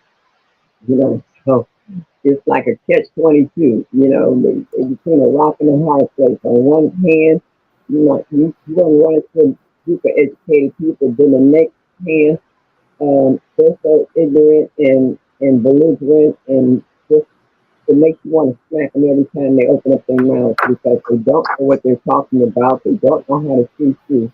Yet and still they're the first one to say you don't respect me. Well, the old saying is you have to earn respect before you can get respect. So it's still a lot of changes out here that still need to be done. Even the Bible tells us in regards to living in the last days that the spiritual times hard to deal with. So you see people lovers of money, you see lovers of themselves, children disobedient, health issues, unrest, all of that is happening. Food shortages, wars, another countries, earthquakes, one place after another. There's so much stuff that's coming to fruition in regards to these prophecies, and people don't want to believe them. They still want to believe, I can change this, I can change that. It's something we will never be able to change. And it's going to get worse. Miss Shirley, you still a little kind of muffled, fading in and out, and I got most of it, but it was bouncing back and forth. I'm gonna say this. I want to thank everybody, and I hope y'all got Miss Shirley's message. I was sitting here listening, and I got through most of it, but the signal was fading in and out. I do want to say this though.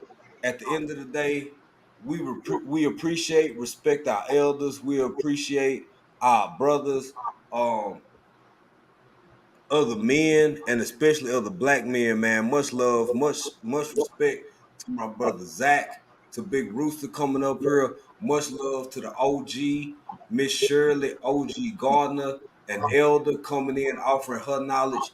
Y'all, at the end of the day, all I'm saying is watch some of these folks who say some weird shit. And excuse me, Miss Shirley, but I'm gonna say this because divide and conquer is I mean, hell, if something ain't broke, don't fix it. Yep. If something ain't broke, don't fix it. People with the resources and the powers to separate and divide people been doing that shit for millennia. They gonna keep on doing it because it is an effective plan. My whole point, and I said it before, I'm gonna say it again. This wasn't to, for, or about white folks. It wasn't to the system, maybe a little bit, but it's to people. I gotta wonder why folk who look like me saying what they saying, but then I have an intelligent brother slide in with a nuanced perspective. It ain't even nuanced. Hell, it's just damn. I've been here for my grandma, my great grandma, great grandfather, all these. How many generations you got to be somewhere before that shit yours? Before you a part of it too. That's all Zach was saying. At the end of the day, me and Zach can sit back and Rooster and Miss Shirley, we can talk about that all day. It's people out here who saying slavery didn't happen, didn't exist, want to erase it, and I'm not finna let that go easily because you a lie. You a damn lie. And in my lifetime, in my generation, it's real, it's happening. And for all the people out here counting on other folks to teach your babies and your kids about what did and didn't happen, that's on your shoulder. Now, I may not be a father, but I'm an uncle that's beloved. I'm somebody's brother. I'm somebody's cousin. I'm somebody. I'm love. Damn it, I'm love. People listen to what I got to say for a reason, and I'm telling y'all that if we don't keep this oral narrative going, 20 years from now, ain't nobody even gonna know the shit happened. And it will go in the annals of history to the extent that it'll be a debate. Somebody in 50 years will be writing a college dissertation, not over what happened during it, but whether it was real or not. If that shit happened, it's our fault. That's right. I'm out of here, family. Much love. Oh, before I get out of here, check this out. Unbiased LLC.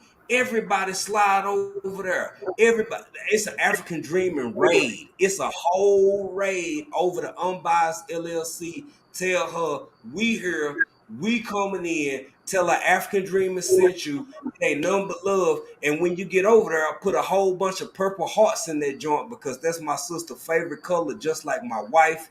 And that's what it is, baby. Until the next time y'all see me and I see y'all, I'm gonna be over here from Texas, being country as hell in another country. Peace. Peace.